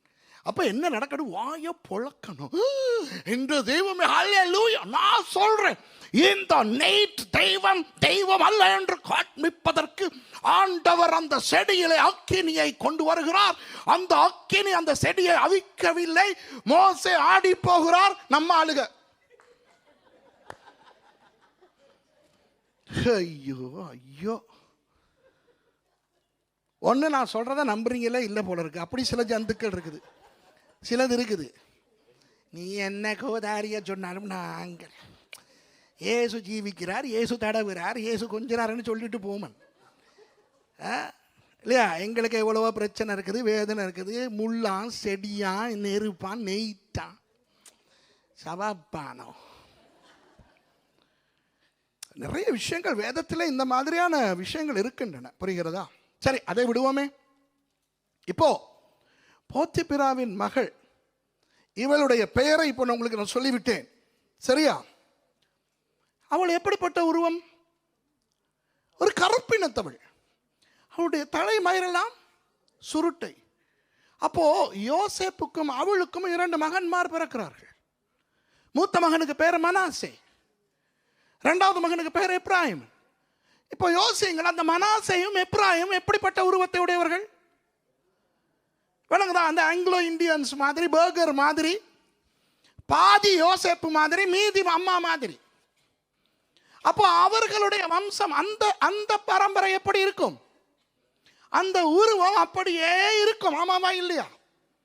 எப்ராயிம் வம்சத்திலே வருகிறவர்கள், மனாசே வம்சத்திலே வருகிறவர்களுடைய உருவங்கள் மாத்திரம் கொஞ்சம் வித்தியாசமாக பார்த்தால் தெரிகின்ற அளவுக்கு இருக்கும். இன்றைக்கும் நீங்கள் இஸ்ரவேலுக்கு போனால், இந்த எத்தியோப்பியாவிலிருந்து வந்த யூதர்கள், அவர்களை நீங்கள் காணுவீர்கள். நீங்கள் இஸ்ரவேலுக்கு எத்தனை பேர் போயிருக்கிறீர்கள்? போனவர்கள் நீங்கள் இராணுவத்தினரிலே கண்டிருக்கிறீர்களா? கருப்பு ஆண்கள் கருப்பு பெண்கள் இருக்கிறதை கண்டிருக்கிறீங்களா? அப்போ இவர்கள் என்ன ஆப்பிரிக்கர்களை கொண்டு வந்து இஸ்ரேல் இராணுவத்தில் சேர்த்து வைத்திருக்கிறார்களா? இவர்கள் யூதர்கள். ஆனால் அவர்கள் எத்தியோப்பியாவிலே பல நூற்றாண்டுகளாக வாழ்ந்தபடியினால் அவர்களுடைய உருவம் அப்படி இருக்கிறது. புரிகிறதோ? அப்போ யோசேப்பை அறியாத ஒரு பார்வோன் தோன்றினாலும் இந்த எபிரேயர்கள் மத்தியிலே தங்களுடைய சாயல் கொண்ட ஒரு சிலரும் உண்டு என்று எகிப்தியர்கள் காணுவார்களா இல்லையா? அப்போ அவர்கள் அந்த எகிப்தியர்களோடு பேசி, என் அம்மா உங்க வம்சம்னு சொல்லுவதை அவர்களால் செய்ய முடியுமா? முடியாதா?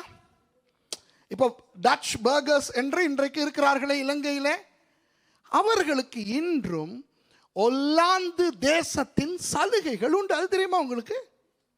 சலுகைகள் உண்டு. அவர்கள் அதற்கென சில கமிட்டி எல்லாம் போட்டிருக்கிறார்கள். எனக்கு இந்தியாவில் ஆங்கிலோ இந்தியன்ஸுக்கு பிரிட்டிஷ் கவர்மெண்ட் எதுவும் உதவி செய்கிறதா இல்லையா எனக்கு அது தெரியாது. ஆனால் இலங்கையில் இருக்கிற பர்கர்ஸுக்கு நீங்கள் வேண்டுமானால் நீங்கள் விசாரித்து பாருங்கள். டச் பர்கர்ஸுக்கு ஒல்லாந்து இன்றும் சலுகைகள் கொடுக்கின்றன. அவர்களுக்கு லேசாக குடிபெயர்ந்து போக முடியும். புரிகிறதா? இப்போ இந்தியாவிலிருந்து இலங்கைக்கு வந்த தமிழர்கள் இருக்கிறார்களே, அவர்கள் இந்திய அரசாங்கத்துக்கு நிரூபித்தால் என்னுடைய அம்மா அல்லது அப்பா இந்தியாவிலே பிறந்தார் என்று இந்தியாவை விட்டு வெளி தேசத்தில் இருக்கின்ற இந்திய குடியுரிமை கொண்டவர்கள் என்ற ஒரு குடியுரிமை கொடுக்கப்படுகிறது. இந்த மாதிரி சலுகைகள் உண்டு. அது போல இந்த நூன் இருக்கிறானே, நூன் யோசுவாவின் அப்பா, அந்த ஆளினுடைய உருவம் இந்த ஆங்கிலோ இந்தியன் அல்லது இந்த பர்கர் மாதிரி பாதி இஸ்ரவேல் மீதி எகிப்து உருவம். இப்போ விளங்குதா? அதனால் தான் அவரால் முடிந்தது அந்த மாதிரி தன் இனத்தை காட்டி கொடுப்பதற்கு, அவர்களோடு சேருவதற்கு. உங்களுக்கு விளங்குதா? இப்போ இலங்கையிலே நான் வாழுகின்ற இந்த கண்டி, இந்த மாதிரியான சிங்களவர்கள் செறிந்து வாழும் பகுதியிலே இப்படிப்பட்ட சிங்கள தமிழ் மக்கள் திருமணம் செய்து அப்படி வாழுகின்ற குடும்பங்கள் உண்டு. அப்போ அந்த பிள்ளைகள் அம்மா சிங்களம் அப்பா தமிழ், அல்லது அம்மா தமிழ் அப்பா சிங்களம், இப்படிப்பட்டவர்களுக்கு 2 பக்கங்களிலும் சலுகைகள் கொஞ்சம் அதிகமாக கிடைக்கும். புரிகிறதா? இப்படிப்பட்டவர்களுக்கு சிங்கள பாடசாலைகளிலே படிக்கலாம். என்னுடைய அண்ணன் திருமணம் செய்திருப்பது கூட ஒரு சிங்கள பெண். ஆகவே அண்ணனுடைய பிள்ளைகளுக்கு என் பிள்ளையை விட சிங்களவர்கள் மத்தியிலே அதிகமான செல்வாக்கு இருக்கும். இது இயற்கை. இதை சில பேர் துரோகம் என்பார்கள். அதற்கு நாங்கள் ஒன்றும் செய்ய முடியாது. இன்று அப்படித்தான். நீங்கள் இங்கே பிரான்சிலே நீங்கள் வாழுகிறீர்கள். யாராவது பிரெஞ்சுக்காரரை திருமணம் செய்தால் அதற்குரிய சில சலுகைகளும் கிடைக்கலாம். எனக்கு தெரியாது உங்கள் நாட்டு சட்டம். ஆனால் இப்போ உங்களுக்கு விளங்குகிறதா நூன் எப்படி அந்த சலுகையை பெற்றார் என்று? இன்னும் ஒரு விஷயத்தை நமது பாடத்துக்கு சம்பந்தம் இல்லாத ஆனால் இந்த வசனத்துக்கு வந்து விட்டபடியினால் ஒரு விஷயத்தை நான் சொல்லி கொடுத்து விட்டு ஓடட்டுமா? என்னாகமம் 13க்கு யோசேப்பினுடைய பெயரை பாருங்கள். 45வது வசனத்தில் யோசேப்புக்கு என்ன பெயர் வைக்கப்பட்டது? சாப்நாத் பண்ணேயா. சாப்நாத் பண்ணையா, அதாவது பண்ணையார் அல்ல, பண்ணையார் அல்ல, சாப்நாத் பண்ணையா. இது ஒரு எகிப்திய பெயர். வேதத்தில் டைப்பாலஜி இருக்கிறது தெரியுமா? டைப்பாலஜி, டைப் என்று சொன்னால் அடையாளம். இயேசுவுக்கு அடையாளம் காலேப். காலேபுக்கு வேணாம். ஆபேல் இயேசுவுக்கு அடையாளம் என்று நீங்கள் படித்திருக்கிறீர்கள், அப்படி தானே? ஈசாக்கு இயேசுவுக்கு அடையாளம் படித்திருக்கிறீர்கள் தானே? ஆபிரகாம் ஈசாக்கை பலியிட கொண்டு போனது அடையாளம். இப்படி இந்த அடையாளம் டைப்பாலஜி என்று சொல்வார்களே, அதில் யோசேப்பும் ஒரு டைப்பாலஜி. உங்களுக்கு தெரியுமா இந்த பேரின் அர்த்தம் என்ன தெரியுமா? சாப்நாத் பண்ணையா என்றால் என்ன தெரியுமா? எகிப்திய மொழியிலே உயிர் உள்ள உணவு. எழுதிக்கிறீங்க, நிறைய பேர் எழுதிக்கிறீங்க. The food for life. Food for life. இதை வேறு விதத்தில் சொல்வதென்றால் ஜீவ அப்பம். வாவ்! யோசேப்புக்கு வழங்கப்பட்ட பெயர் என்ன? ஜீவ அப்பம். இயேசு என்ன சொல்லுகிறார் புதிய ஏற்பாட்டிலே? ஜீவ அப்பம் நானே. அப்போ யோசேப்பு அதற்கு ஒரு அடையாளமா இல்லையா? நாமும் எகிப்திலே வாழுகிறது போலத்தான் பாவ உலகத்திலே வாழுகிறோம், அப்படித்தானே? ஆனால் நம்மை மீட்க வந்த இயேசுவானவர் ஜீவ அப்பமாக நம்மை போஷித்து நம்மை தினசரி நடத்தி கொண்டு வருகிறார். ஆகவே நமக்கு பஞ்சம் கிடையாது. பாட்டு இருக்கிறது, வேத வசனத்திலே இருந்து எடுத்த பாட்டை ஃபாதர் அழகாக பாடி இருக்கிறார். சிங்க குட்டிகள் பட்டினி கிடக்கும், ஆனால் தேவனை தேடுகிறவர்களுக்கு குறையில்லை. ஆண்டவர் நம்மை போஷிக்கிறார், ஜீவ அப்பமாகிய இயேசு. சரி, இது டைப்பாலஜி. அப்போ இப்போ உங்களுக்கு விளங்குகிறது, விளங்கி இருக்க வேண்டும், எப்படி நூன் அந்த மாதிரி ஒரு துரோகியாய் மாற முடிந்தது என்று. எப்ராயிம், மனாசே, இந்த 2 பேரினுடைய அம்மா எகிப்திய பெண், கருவள், தலைமயிரில் சுருள்.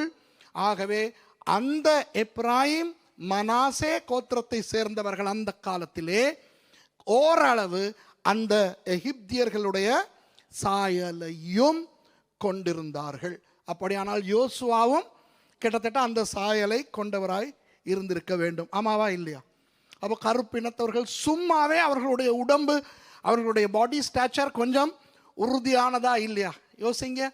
அப்போ அவர் நூனின் குமாரனாக அவர் எகிப்திய இராணுவத்திலே இருந்திருக்கக்கூடிய சாத்தியக்கூறுகள் அவருடைய உடல் அமைப்பிலே இருந்திருக்குமா இல்லையா? யோசியுங்கள். இவற்றையெல்லாம் வைத்து நான் உங்களுக்கு இவ்வளவு சொல்லிக் கொடுக்கிறேன். எவ்வளவு ஆராய்ந்திருப்போம், எத்தனை ஏடுகளை பார்த்திருப்போம், எத்தனை சாட்சிகளோடு வருகிறோம். ஆனால் வேதத்தில் இதெல்லாம் இருக்கிறது. எத்தனை பேர் ஆதியாகமம் 41, 45 வாசித்து ஒழுங்காய் மறுபடி வாசிக்க கூட மாட்டார்கள். அவர்களுக்கு என்ன தெரிகிறதோ அதை வாசித்து கொண்டு ஓடி விடுவார்கள். ஸ்டாப் என்ன ஓன் தேசத்து ஆசார போத்தி பாரா, போத்தி பிராவா, விளங்குதா? யோசியுங்கள், எத்தனை பேர் நின்று அந்த வசனத்தை தியானித்திருக்கிறீர்கள்? நம்ம தியானிக்கிறதெல்லாம் எந்த வசனம் தெரியுமா? நான் உன்னை விட்டு விலகுவதும் இல்லை, உன்னை கை விடுவதும் இல்லை. இதுதான் நமக்கு. இதெல்லாம் இது போத்தி பிராவோது என்ன கூதாரி. ஆனால் இவற்றை பார்க்கும் பொழுது நமக்கு அழகான சில பின்னணிகளை கண்டுபிடிக்க முடிகிறது. அப்போ இப்படிப்பட்ட ஒரு நல்லதல்லாத பின்னணியை உடைய அந்த நூனின் குமாரன், ஆண்டவருக்கு ஸ்தோத்திரம், இப்போ ஒரு பிரபுவாக உயர்கிறார், அந்த கோத்திரத்து தலைவனாக உயர்கிறார். மறுபடியும் என்னாகமம் 13க்கு வந்தால் அதிலே ஒரு விடயம் இல்லை தெரியுமா? இதில் இருந்தும் ஒரு விஷயத்தை ஆண்டவர் நமக்கு சொல்லிக் கொடுக்க போகிறார்.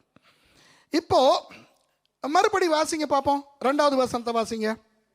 நான் இஸ்ரவேல் புத்திரருக்கு கொடுக்கும் கானான் தேசத்தை சுற்றி பார்ப்பதற்கு நீ மனிதரை அனுப்பு, ஒவ்வொரு பிதாக்களின் கோத்திரங்களிலும் ஒவ்வொரு பிரபுவாகிய புருஷனை அனுப்ப வேண்டும் என்றார். ஒவ்வொரு கோத்திரத்திலும் ஒவ்வொரு புருஷனை அனுப்ப வேண்டும் என்று ஆண்டவர் சொல்லுகிறார். ஆனால் கட வாசித்து கொண்டு போங்கள் பார்க்கலாம். அந்த 12 கோத்திரங்களை வாசிங்க. 4வது வசனத்தை வந்து வாசிங்க, 15வது வசனம் வரைக்கும் வாசிங்க. அவர்களுடைய நாமங்களாவன: ரூபன் கோத்திரத்தில் சக்கூரின் குமாரன் சம்முவா, சிமியான் கோத்திரத்தில் ஓரியின் குமாரன் சாபாத், யூதா கோத்திரத்தில் எப்புனேயின் குமாரன் காலேப், இசகார் கோத்திரத்தில் யோசேப்பின் குமாரன் ஈகால், இப்ராஹிம் கோத்திரத்தில் நூனின் குமாரன் ஒசேயா, பென்யமின் கோத்திரத்தில் ரப்புவின் குமாரன் பல்தி, செபுலோன் கோத்திரத்தில் சோதியின் குமாரன் காதியேல், யோசேப்பின் கோத்திரத்தை சேர்ந்த மனாசே கோத்திரத்தில் கூசின் குமாரன் காதி, தான் கோத்திரத்தில் கோத்திரத்தில் கெமலியன் குமாரன் அம்மிலியேல், ஆசேர் கோத்திரத்தில் மிகாலேயன் குமாரன் சேத்தூர், நப்தலி கோத்திரத்தில் ஒப்பேசியின் குமாரன் நாகபி, காத் கோத்திரத்தில் மாகியின் குமாரன் கூவேல். சரி, போதும். 12 பேரையும் வாசித்தாயிற்று. ஒன்றை காணவில்லையே. யாருக்கு தெரியும்? லேவி இல்லை. அதுதான். வெரி குட், ரொம்ப சந்தோஷம். ஆனால் யோசேப்புக்கு மாத்திரம் 2. ஒன்று வந்து எப்ராயிம் என்று வருகிறது, அடுத்தது மனாசேயின் கோத்திரத்துக்கு யோசேப் என்றே வருகிறது. ஏன் லேவி இல்லை என்று சொல்லவா? 2 விஷயம். ஒரு சில விஷயங்கள் லேவியர்களுக்கென வித்தியாசமாய் ஆண்டவர் செய்தார். அதில் 2 லேவியர்களை யுத்தத்துக்கு ஆண்டவர் பயன்படுத்தவில்லை. போர் சேவகர்களாக லேவி கோத்திரத்தை சேர்ந்தவர்களை ஆண்டவர் ஏற்படுத்தவில்லை. ஏன் தெரியுமா? பழைய ஏற்பாட்டின்படி இரத்தம் சிந்துதலில் சம்பந்தப்பட்டால், மனித இரத்தம் சிந்து கொலை செய்வதில் சம்பந்தப்பட்டால் அவர்களுக்கு ஆவிக்குரிய விஷயங்களிலே ஈடுபட முடியாது. அதனால் ஞாபகம் இருக்கிறதா, தாவீதுக்கு ஆண்டவர் சொன்னார், தேவாலயத்தை கட்ட உன்னால் முடியாததுக்கு ஒரே காரணம் உன் கையில் இரத்தம் இருக்கிறது. அது ஒன்று. 2வது, தேசத்தை பிறகு பிரித்து கொடுக்கும் பொழுது யோசுவாவுக்கு ஆண்டவர் சொன்னதன்படி லேவியர்களுக்கென ஒரு பகுதி பிரித்து கொடுக்கப்படவில்லை. ஏனென்றால் அவர்கள் ஆவிக்குரியவர்கள். 48 லேவிய பட்டணங்கள் அவர்களுக்கு கொடுக்கப்பட்டனவே ஒழிய தேசத்தில் எந்த ஒரு பிரிவும் அவர்களுக்கு பிரித்து கொடுக்கப்படவில்லை. அவர்கள் எல்லா கோத்திரத்தாரோடும் இருந்து எல்லாருக்கும் நியாய பிரமாணத்தை கற்றுக் கொடுத்து எல்லாரையும் ஆவிக்குரிய ரீதியிலே வழிநடத்த வேண்டும் என்பதற்காக. அத்தோடு அவர்களுக்கு பூமியிலே சுதந்திரம் தேவையில்லை, கர்த்தரே அவர்களது சுதந்திரம் என்று காட்டுவதற்காக. இப்போ நமக்கெல்லாம் நன்கு தெரிந்த 1 பேதுரு 2:9 ஒரு விசை வாசிப்போம். இதை நம்முடைய வாழ்க்கையில எப்படி பொருத்திக் கொள்வது என்று பார்ப்போம். 1 பேதுரு 2:9 வாசிங்க. நீங்களோ உங்களை அந்தகாரத்தில் நின்று தம்முடைய ஆச்சரியமான ஒளியினிடத்துக்கு வரவழைத்தவருடைய புண்ணியங்களை அறிவிக்கும் படிக்கு தெரிந்து கொள்ளப்பட்ட சந்ததியாயும் ராஜரிகமான ஆசாரிய கூட்டமாயும் பரிசுத்த ஜாதியாயும் அவருக்கு சொந்தமான ஜனமுமாய் இருக்கிறீர்கள். பார்த்தீர்களா? புதிய ஏற்பாட்டிலே நாம் யார்? நாம் ராஜரீக ஆசாரியர்களாய் இருக்கிறோம். நாம் ஆவிக்குரிய இஸ்ரவேலர்களாய் மாறிவிட்டோம். நாம் தேவனுடைய ஆசாரியர்களாய் இருக்கிறோம். அதனால்தான் தீமோத்தேயு புத்தகத்திலே பவுலடியார் ஊழியக்காரர்களை ஏற்படுத்தும் பொழுது அவர்கள் சண்டை பண்ணக்கூடாது என்று சொல்லி இருக்கிறது. லேவி கோத்திரம் சண்டை பண்ணக்கூடாது. ஆனால் பிசாசு என்ன பண்ணுகிறான்? கிறிஸ்தவர்களை சண்டை போட வைக்கிறான். ஆமாவா இல்லையா? ஆகவே சண்டை போடுகின்ற கிறிஸ்தவர்கள் அவர்கள் லேவிய அந்த முறைமைக்கே துரோகம் செய்கிற ஒரு கூட்டம் என்பதனை மனதில் வைத்துக் கொள்வோம். சண்டை போடுகின்ற ஆசை வரும்போது, சண்டை போடுகின்ற அவசியம் வரும்போது இதை ஞாபகப்படுத்தி நாம் சொல்லுவோம், நாம் சண்டை போடுகின்றவர்கள் அல்ல. அடுத்தது, இந்த பூமியிலே நாம் காணி வீடு வாங்கலாம், அதற்கு எதிராய் நான் பேசவே இல்லை. ஆனால் கிறிஸ்தவர்கள் என்றைக்குமே மறக்கக்கூடாது, நமது சொத்து, நமது சுதந்திரம், நமது தேசம் பரலோகம். இங்கே வாழும் பொழுது நமக்கு வேண்டுமானால் சொந்த வீடு வாங்கலாம். நான் சொந்த வீட்டுக்கு எதிராய் நான் பேசவே இல்லை. ஆனால் இன்றைக்கு சில பேர் பூமியிலே ஏதோ சதா காலமும் இவர்கள் வாழப்போவது போல நினைத்து கொண்டு சபைக்கு போவதை கூட நிறுத்தி ஓவர் டைம் வேலை செய்து சம்பாதித்து காணிக்கு அல்லது மார்ட்கேஜ் கட்டி கொண்டிருக்கிறார்கள். இதை பார்க்க கவலையாக இருக்கிறது. நமக்கு வீடுகள் தேவைதான், நமக்கு சொத்து தேவைதான், இருந்து விட்டு போகட்டும். ஆனால் அதற்காக சாகக்கூடாது. இன்றைக்கு அநேக கிறிஸ்தவர்கள் சொத்துக்காக அடித்துக் கொள்கிறதை நான் கண்ணால் கண்டிருக்கிறேன். கிறிஸ்தவர்கள் கிறிஸ்தவர்கள் சொத்துக்காக சண்டை. யார் பேரிலே? சில நாடுகளில் சில இடங்களிலே சபை, சரி உங்களுக்கு நான் தமிழ் சபைகளை பற்றி சொல்ல வேண்டாம், உங்களுக்கு ஞாபகம் வந்தால் ஞாபகம் வரட்டும், தெரிந்தால் நல்லது, தெரியாவிட்டால் அப்படி இருக்கட்டும். ராபர்ட் ஷூலர் என்று சொல்லி ஒரு பெரிய பிரபலமான ஒரு அமெரிக்க ஊழியக்காரர் இருந்தார். ராபர்ட் ஷூலரை பற்றி கிண்டலாக என்ன தெரியுமா சொல்லுவோம்? Benny Hinn, Billy Graham, Robert Schuller 3 பேரும் அகால மரணம் அடைந்து போனார்கள். இது ஒரு பொய் கதை, பொய் ஜோக் கதை உண்டு, சரியா? இந்த 3 பேரும் அகால மரணம் அடைந்து போனார்களாம். அப்போ பரலோகத்திலே அவர்களுடைய வீடு ஆயத்தம் பண்ணவில்லையாம்.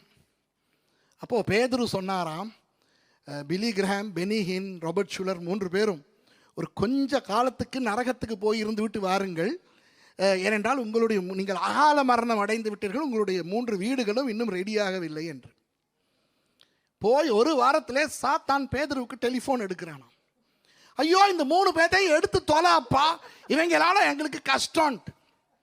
என்னன்னு கேட்டா, பில்லி கிரஹாம் நரகத்தில் இருக்கிற எல்லாருக்கும் சுவிசேஷம் அறிவிச்சு அவன் ரட்சிக்கப்படுறான். பெனிஹின் அந்த கோட்டை கழட்டி வீச அவன் நெருப்பு காயங்கள் எல்லாம் சுகம் ஆகுது. சரி பரவாயில்ல. ராபர்ட் ஷூலர் நரகத்தில் சூடு அதிகம் என்று ஏர் கண்டிஷன் பண்றதுக்கு ஃபண்ட் ரைஸ் பண்ணிக்கிட்டு இருக்கிறார். நரகத்தை ஏர் கண்டிஷன் பண்றதுக்கு. ஏன் தெரியுமா? ராபர்ட் ஷூலர் உலகத்திலேயே விலை அதிகமான ஒரு கிறிஸ்தவ சபையை கட்டினார். அதற்கு கிறிஸ்டல் பேலஸ் என்று பெயர் அமெரிக்காவிலே. ஐயோ அந்த கிறிஸ்டல் பேலஸ் 90களிலே கட்டப்பட்ட பொழுது எல்லாருடைய கதையும் அந்த கிறிஸ்டல் பேலஸ் பயங்கர, ஏதோ கிட்டத்தட்ட சாலமோன் தேவாலயத்தை கட்டின பொழுது எப்படி பிரசித்தமாய் அந்த கதை வந்ததோ அதுபோல எல்லாரும் கிறிஸ்டல் பேலஸ் என்று பேசிக்கொண்டிருந்தார்கள். ஒரு நாள் மனுஷன் மண்டையை போட்டு விட்டான். உண்மையிலே செத்து போய்விட்டார். ஒரு நாள் அவர் செத்த பிறகு அவருடைய மகளுக்கும் மகனுக்கும் அந்த சொத்து யாருக்கு போவது என்ற சண்டையிலே அந்த சொத்தை அவர்கள் பிரித்ததன் விளைவு அந்த சபையே இல்லாமல் போய் அதை ஒரு ஒரு ஒரு சாராய கிளப்புக்கு விட்டு விட்டார்கள். இப்போ ஒரு கத்தோலிக்க சபை அதை அவர்களிடத்திலிருந்து மறுபடி வாங்கி இப்போ கிறிஸ்டல் பேலஸ் ஒரு கத்தோலிக்க சபையாக இருக்கிறது. விளங்குதா? நான் என்ன சொல்ல வருகிறேன் என்றால், சில சபைகள் நன்றாய் ஓடும், அந்த பாஸ்டர் சாகும் வரை. அந்த பாஸ்டர் செத்த பிறகு பார்த்தால் அந்த சபையின் சொத்துரிமைக்காக அசிஸ்டன்ட் பாஸ்டர்மார் சண்டை பிடிக்கிறதை பார்த்திருக்கிறேன். மனைவி ஒரு பக்கம் இழுக்கும், மனைவியின் சகோதரர்கள் இன்னொரு பக்கம் இழுக்கும், சபையிலே பாதி இங்கிட்டு போகும் அங்கிட்டு சொத்து. எத்தனை பேர் தமிழ் சபைகள் சம்பந்தமாக இப்படி கேள்விப்பட்டிருக்கிறீர்கள்? கையை தூக்கி காட்டுங்க. இது அழகா? லேவியர்களா? ஆசாரியர்களா? யோசியங்கள் பார்க்கலாம். சரி, இது சபை சொத்து. இன்றைக்கு சில கிறிஸ்தவர்கள், சில மாமியார்கள், சில மாமனார்கள், மருமக்களோடு சொத்து பிரச்சனை. கிறிஸ்தவர்கள், அவர்களும் கிறிஸ்தவர்கள், இவர்களும் கிறிஸ்தவர்கள். சில ஊழியக்காரிகள் சொத்து சண்டை, சில விசுவாசிகள் சொத்து சண்டை. இது கொரிந்தியர் காலத்திலேயே இருந்தது. வழக்கு போட்டார்கள். பவுலடியார் திட்டுகிறார், என்னடா இது, உங்களுக்கு வழக்கு இருந்தால் அது அநீதியான நியாயாதிபதிகளிடத்துக்காக போக வேண்டும். ஆக 2000 வருடங்களாக இது இருக்கிறது. இப்போ இதெல்லாம் கேவலம் தேவனை வெட்கப்படுத்துகிற செயல்கள். ஆகவே நான் உங்களுக்கு சொல்லுகிறேன், சரி நீங்கள் நல்ல உத்தியோகம் செய்து வருமானம் வந்து நீங்கள் சொந்தமாய் காணி வீடு வாங்குவதா இருந்தால் வாங்குங்கள். இலங்கையில் இந்தியாவிலே வீடு வாங்க வேண்டுமானால் வாங்குங்கள். வீடு கட்ட வேண்டுமா கட்டுங்கள். ஆனால் சொத்து ஆசை உங்களுக்கு இருந்தால் நீங்கள் லேவியர் அல்ல. சொத்து ஆசை இருந்தால் 1 பேதுரு 2:9 உங்களுக்கு அல்ல. பழைய ஏற்பாட்டிலே அவர்களுக்கே இப்படி சொல்வதென்றால் புதிய ஏற்பாட்டிலே நாம் எந்த அளவு பவித்திரமாய் இருக்க வேண்டும்? விளங்குதா உங்களுக்கு? அப்போ லேவியர்களுக்கு இராணுவத்தில் பணியாற்றுகின்ற சந்தர்ப்பமும் கொடுக்கப்படவில்லை, அவர்களுக்கென ஒரு தேச பிரிவும் கொடுக்கப்படவில்லை. அதனால் தான் மோசே லேவி கோத்திரத்திலிருந்து யாரையும் வேவு பார்க்க அனுப்பவில்லை. பிரயோஜனம் இல்லை, இவர்களுக்கு தான் கொடுக்க போவதில்லையே. இவர்கள் எல்லா இடத்திலும் தானே 48 லேவிய பட்டணங்களை அமைத்துக் கொண்டு வாழப் போகிறார்கள். ஆகவே இது அவசியமில்லை என்று லேவி கோத்திரத்திலிருந்து யாரும் அங்கு அனுப்பப்படவில்லை. சரி, இப்போ இந்த 13ஆம் அதிகாரத்தில் இருக்கின்ற சில விஷயங்களை நாம் பார்க்க போகிறோம். 16வது வசனத்தை வாசிங்க. தேசத்தை சுற்றி பார்க்கும்படி மோசே அனுப்பின மனிதரின் நாமங்கள் இவைகளே. நூனின் குமாரனாகிய ஓசேயாவுக்கு யோசுவா என்று மோசே பெயரிட்டிருந்தான். இதை அழகாய் பார்த்து விட்டோம். ஓசேயா என்றால் ரட்சிப்பு, யோசுவா என்றால் கர்த்தர் ரட்சிப்பு. சரி, இப்போ இதில் இந்த வேவு பார்க்க போன சம்பவத்தில் இருந்து நாம் கிறிஸ்தவர்கள் படிக்க வேண்டிய ஒரு சில விடயங்கள் உண்டு. அவற்றை பார்ப்போம். வாசிங்க 17வது வசனத்தை வாசிங்க. அவர்களை மோசே கானான் தேசத்தை சுற்றி பார்க்கும்படி அனுப்புகையில் அவர்களை நோக்கி, நீங்கள் இப்படி தெற்கே போய் மலையில் ஏறி தேசம் எப்படிப்பட்டது என்றும் அங்கே குடியிருக்கிற ஜனங்கள் பலவான்களோ பலவீனர்களோ கொஞ்சம் பேரோ அநேகம் பேரோ என்றும் அவர்கள் குடியிருக்கிற தேசம் எப்படிப்பட்டது, அது நல்லதோ கெட்டதோ என்றும் அவர்கள் பட்டணங்கள் எப்படிப்பட்டதென்றும் அவர்கள் கூடாரங்களில் குடியிருக்கிறவர்களோ கோட்டைகளில் குடியிருக்கிறவர்களோ என்றும் நிலம் எப்படிப்பட்டது, அது வளப்பமானதோ இளப்பமானதோ என்றும் அதில் விருட்சங்கள் உண்டோ இல்லையோ என்றும் பாருங்கள். தைரியம் கொண்டிருந்து தேசத்தின் கனிகளிலே சிலவற்றை கொண்டு வாருங்கள் என்றான். அக்காலம் திராட்சை செடி முதற் பழம் பழுக்கிற காலமாய் இருந்தது. இதிலே மோசே என்ன சொல்லவில்லை? மோசே சொல்லவில்லை அந்த மக்களோடு நாங்கள் சண்டை பிடித்து வெற்றி கொள்ள முடியுமோ என்று பார்த்து வாருங்கள் என்று சொன்னாரா? இல்லை. அந்த ஜனங்கள் எங்களால் முறியடிக்கப்படக்கூடிய பலவீனரோ என்று பார்த்து வாருங்கள் என்று சொன்னாரா? இல்லை. மோசே தெளிவாய் இவர்களுக்கு சொல்லி அனுப்புகிறார். நீங்கள் இப்படி தெற்கே போய் மலைகளில் எல்லாம் ஏறி போய் தேசத்தை பார்த்து விட்டு வாருங்கள். அங்கு வாழுகின்ற மக்களை பாருங்கள். அவர்கள் எப்படிப்பட்டவர்கள்? வளர்ந்தவர்களா, கட்டையானவர்களா, கொழுத்தவர்களா, மெலிந்தவர்களா, கருப்பா, வெள்ளையா, பிரவுனா? அவர்கள் வீடுகளில் வாழுகிறார்களா, கூடாரங்களில் வாழுகிறார்களா? மொத்தத்தில் மோசே இவர்களுக்கு சொன்னது, நீங்கள் போய் பார்த்துவிட்டு வந்து எல்லாரையும் உற்சாகப்படுத்துங்கள் என்று தான் சொன்னார். ஏனென்றால் 1வது வசனத்தை பாருங்கள், 2வது வசனத்தை பாருங்கள். கர்த்தர் என்ன சொல்லுகிறார்? 13:2, நான் இஸ்ரவேல் புத்திரருக்கு கொடுக்கும் கானான் தேசத்தை, நான் இஸ்ரவேல் புத்திரருக்கு கொடுக்கும், கொடுக்க நினைக்கும், நான் இஸ்ரவேல் புத்திரருக்கு கொடுக்க முயற்சிக்கும், இல்லை கொடுக்க முயற்சிக்கும் அல்ல, கொடுக்க நினைக்கும் அல்ல. ஒருவேளை நான் உங்கள் பிள்ளைகளுக்கு புத்திரருக்கு கொடுக்க கூடிய, அப்படியா? இல்லை, கொடுக்கும். அப்போ ஆண்டவர் நான் உங்களுக்கு கொடுக்கும் என்று சொன்னால் தேவன் கொடுக்கும், அவ்வளவுதான். கொடுக்கும். கொடுக்குமா இல்லையா என்று பார்க்கவா அனுப்பினார்? இல்லை. பாருங்கள், நான் இஸ்ரவேல் புத்திரருக்கு கொடுக்கும் கானான் தேசத்தை என்ன பண்ணுவதற்கு நீ மனிதரை அனுப்பு? சுற்றி பார்ப்பதற்கு. அப்போ அது என்ன? சுற்றி பார்ப்பதற்கு தமிழிலே ஒரு சொல் இருக்கிறது. என்ன? சுற்றுலா. உலக சரித்திரத்திலே முதல் தடவையாக ஆண்டவர் சுற்றுலாவுக்கு 12 பேரை அனுப்புகிறார். சுற்றுலா போவது என்றால் என்ன? சுற்றுலா போவது என்றால் சுற்றுலா போவது. சுற்றுலா போகும் பொழுது எப்படி போவீர்கள்? நீங்கள் போகாத சுற்றுலாவா? இல்லையா? உங்கள் சுற்றுலா எப்படி? சுற்றுலாவுக்கு சில பேர் ஸ்பெயின் போவீர்கள், ஆமாவா இல்லையா? சுற்றுலாவுக்கு இலங்கை போவீர்கள், சுற்றுலாவுக்கு இந்தியா போவீர்கள், ஏன் சுற்றுலாவுக்கு இஸ்ரவேலும் போவீர்கள். சுற்றுலா போகிறவன் சண்டை பிடிக்க போவானா? சுற்றுலா போகிறவன் பயந்து பயந்து போவானா? சுற்றுலா என்றாலே இன்பம், ஆமாவா இல்லையா? சுற்றுலா என்றாலே கொண்டாட்டம். அப்போ உண்மையில் அந்த இடத்துல நான் இருந்திருந்தால் நான் பொறாமைப்பட்டிருப்பேன். அந்த 12 பேரை அனுப்பும் பொழுது ஓட்டோ இங்கே போகிறப்பா பிரபு மாத்திரம் சுற்றுலா அனுப்புகிறாங்க, ஏன் நம்ம போகக்கூடாதோ? விளங்குதா? சுற்றுலா என்பது ஒரு இன்பம். அப்போ இந்த 12 பேரையும் மோசே அனுப்பும் பொழுது, அடே சுற்றுலாவுக்கு போயிட்டு வாங்கடா. என்ன ஏன் அனுப்பினார் தெரியுமா? அந்த இஸ்ரவேலர்களது அந்த உத்வேகத்தை அதிகரிக்க. இந்த காலத்திலே போல ஸ்மார்ட் போன் ஏதாவது இருந்திருந்தால் கூகுளிலே கானான் என்று அடித்து பெரிய எல்இடி ஸ்கிரீனிலே இஸ்ரவேல் ஜனங்களுக்கு மோசே போட்டு காட்டியிருப்பார். நாங்கள் போகிற தேசம் பாருங்க, அப்ப எல்லாரும் பார்த்து வாவ் அங்கே போகிறோம்.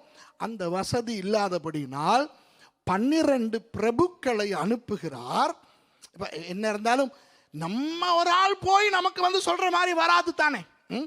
அதனால் தான் இந்த பிரபுக்களை, இந்த ஒவ்வொரு கோத்திரத்தையும் பிரதிநிதித்துவப்படுத்துகிறவர்களை அனுப்பி போய் அவர்கள் என்ன சொல்ல வேண்டும் என்று எதிர்பார்க்கிறார் மோசே. ஐயோ பழங்கள் எல்லாம் அப்படி, தண்ணீர் அப்படி, நாங்கள் இந்த வனாந்தரத்திலே இருக்கிறோம், இதற்கு முன்னே எகிப்திலே அடிமைகளாக இருந்தோம். எகிப்தெல்லாம் என்ன ஒரு நாடா? நாம் வாழ்ந்த கோஷான் எல்லாம் ஒரு இடமா? நைல் நதியெல்லாம் ஒரு நதியா? ஐயோ அங்கே இருக்கிற யோர்தான் நதி எப்படி தெரியுமா? அங்கே இருக்கிற தாவரங்கள் எப்படி தெரியுமா?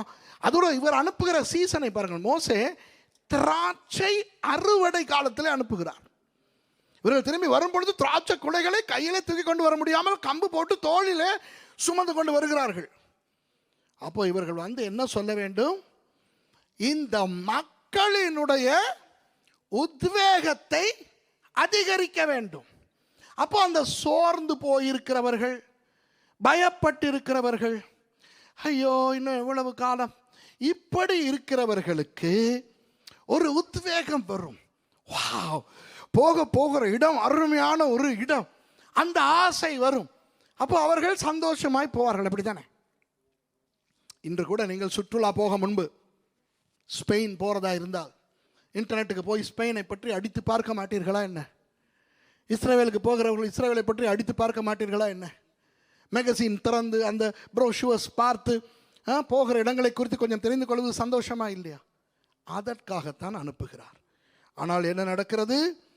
அவர்கள் திரும்பி வரும் பொழுது 25வது வசனத்தில் இருந்து வாசியுங்கள். அவர்கள் தேசத்தை சுற்றி பார்த்து 40 நாள் சென்ற பின்பு திரும்பி வந்தார்கள். 40 நாள் அந்த ஞாபகத்தில் வைத்துக் கொள்ளுங்கள்.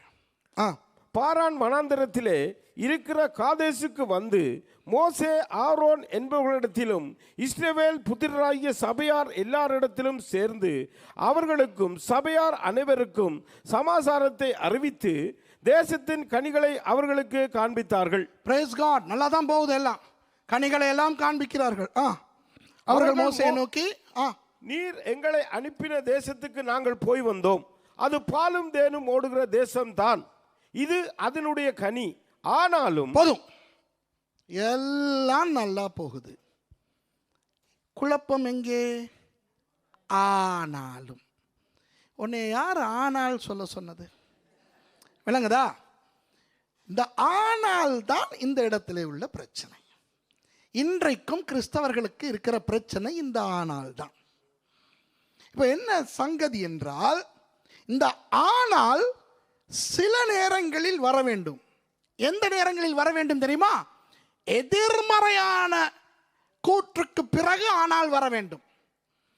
அதாவது, ஆண்டவருக்கு விரோதமாய் பாவம் செய்தீர்கள், ஆண்டவர் உங்கள் மேல் எரிச்சலாய் இருக்கிறார், ஆண்டவர் உங்கள் மேல் கோபமாய் இருக்கிறார், இப்படி எதிர்மறையாய் ஏதாவது வந்ததுக்கு பிறகு ஆனால் என்றால், அப்பா ஏதோ ஒரு எதிர்பார்ப்பு இருக்குதுடா சாமி. நல்லது நேர்மறையான விஷயங்கள் வந்த பிறகு நம்முடைய வாழ்க்கையில் ஆனால் வரக்கூடாது. இங்கே என்ன நடக்கிறது? நேர்மறையான 2 விஷயங்கள் நடக்கின்றன. ஒன்று, தேவன் சொல்லுகிறார், நான் இஸ்ரவேல் புத்திரருக்கு கொடுக்கும். அது நேர்மறையானது அல்லவா? இரண்டாவது, மோசே என்ன சொல்கிறார்? போய் பார்த்து விட்டு வாருங்கள், எப்படிப்பட்ட அருமையான தேசம் என்று. இந்த நேர்மறையான விஷயங்களை பார்த்து விட்டு இவர்கள் சொல்லுகிறார்கள், தேசம் நல்லது, சூப்பர், இதோ கனி. ஆனால் உடனே யாரும் ஆனால் போட சொல்றது? நம்முடைய வாழ்க்கையில அப்படித்தான், நம்முடைய வாழ்க்கையிலும் அப்படித்தான். கர்த்தர் நமக்கு ஏதாவது ஒரு வாக்கை கொடுத்தார், அவர் நிறைவேற்றுவார். அவர் அதை நிறைவேற்ற முடியாமல் தடுப்பது பிசாசு அல்ல, தேவதூதர்கள் அல்ல, வேறு மனுஷர்களும் அல்ல, நாமே தான். தேவன் சொன்னார் தான், ஆனால் விளங்குதா? ஆனால் விளங்குதா உங்களுக்கு? எனக்கு சொன்னார் 96ஆம் ஆண்டிலே இலங்கையிலே போய் வேதாகம கல்லூரி தொடங்கு. இலங்கைக்கு போயிட்டேன். தேவன் என்னை வேதாகம கல்லூரி தொடங்க சொன்னார் தான், ஆனால் பணம் இல்லை. அப்ப ஆனால் வந்தால் என்ன நடக்கும்? நமக்கு ஐடியா வரும். 200 கடிதங்கள் எழுதினேன், பிச்சை கேட்டு என் நண்பர்களுக்கு எழுதினேன். இங்கிலாந்திலே, அமெரிக்காவிலே, ஜெர்மனியிலே என் நண்பர்களுக்கு கடிதங்கள் எழுதினேன்.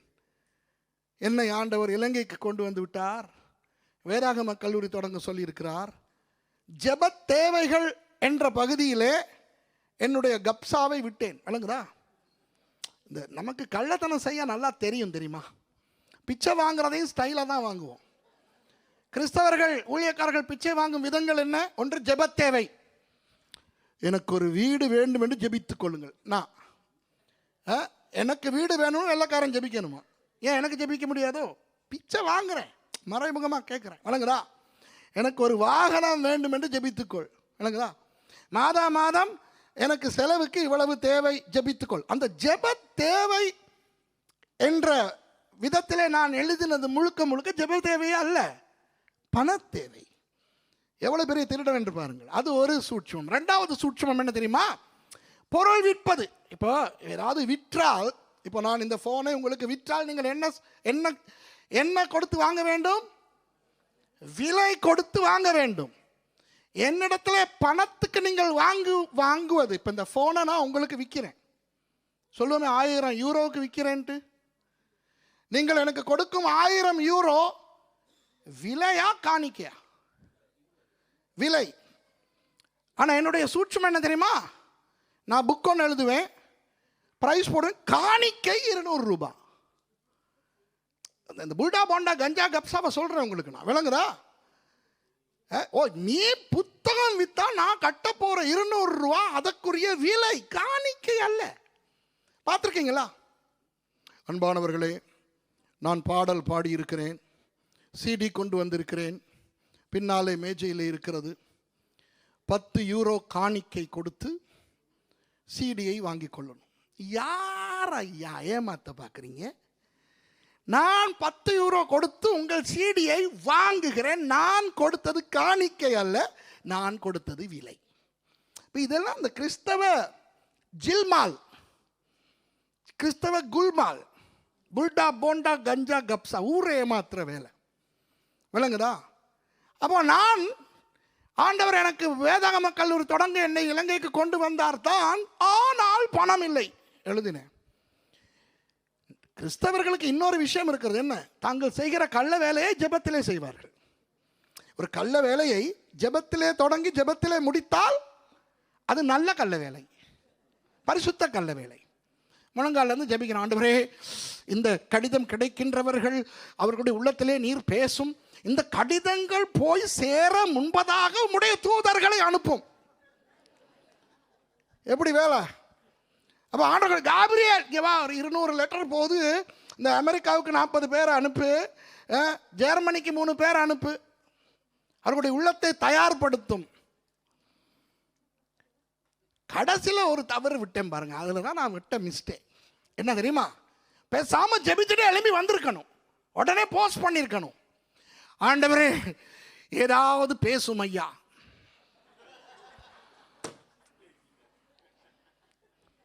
பேசினார்.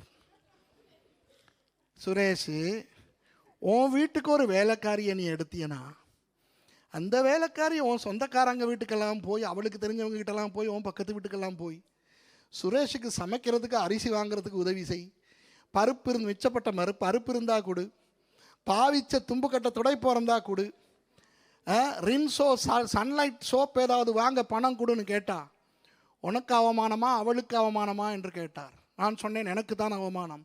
அப்போது இலங்கைக்கு உன்னை கொண்டு வந்தது யார்? நீங்க. இப்போ பிச்சை வாங்குகிறாயே, யாருக்கு அவமானம்? உங்களுக்கு தான். அப்போ என்ன செய்யணும்? இதை நீங்களே சொல்லுங்க. கிழித்து வீசு. எனக்கு ஒரே ஒரு கோபம் ஆண்டவர் மேலே. அந்த 200 காப்பி பிரிண்ட் பண்ண முந்தி சொல்லி இருந்தாருன்னா 300 ரூபா காப்பாற்றிருப்பேன். இல்லை வலிக்க வச்சார் ஆண்டவர். 300 ரூபா கடன் வாங்கி மேர்சிட அக்கா கிட்ட போய் பிரிண்டெல்லாம் பண்ணிக்கிட்டு வந்த பிறகு தான் சொன்னார் ஆண்டவர். உண்மையாக நான் சொல்லுகிறேன், நாம் ஆண்டவர் நமக்கு எதையாவது செய்வேன் என்று சொன்னால் அவர் செய்வார். அவர் காலம் பிந்தி செயல்படுகிறவரும் இல்லை, அனாவசியமாக முந்தி செயல்படுகிறவரும் அல்ல. அவர் நேரத்துக்கு வேலை செய்கிறவர். 96 என்னை கொண்டு போனார். இப்போ 29 வருடங்கள் ஆகிவிட்டன. ஆண்டவர் என்னை கைவிட்டாரா? இல்லை. நானே நினையாததும் எட்டாததுமான உயரத்தில் ஆண்டவர் எங்களுடைய ஊழியத்தை செய்து வைத்திருக்கிறார். இதுதான் ஆண்டவர்.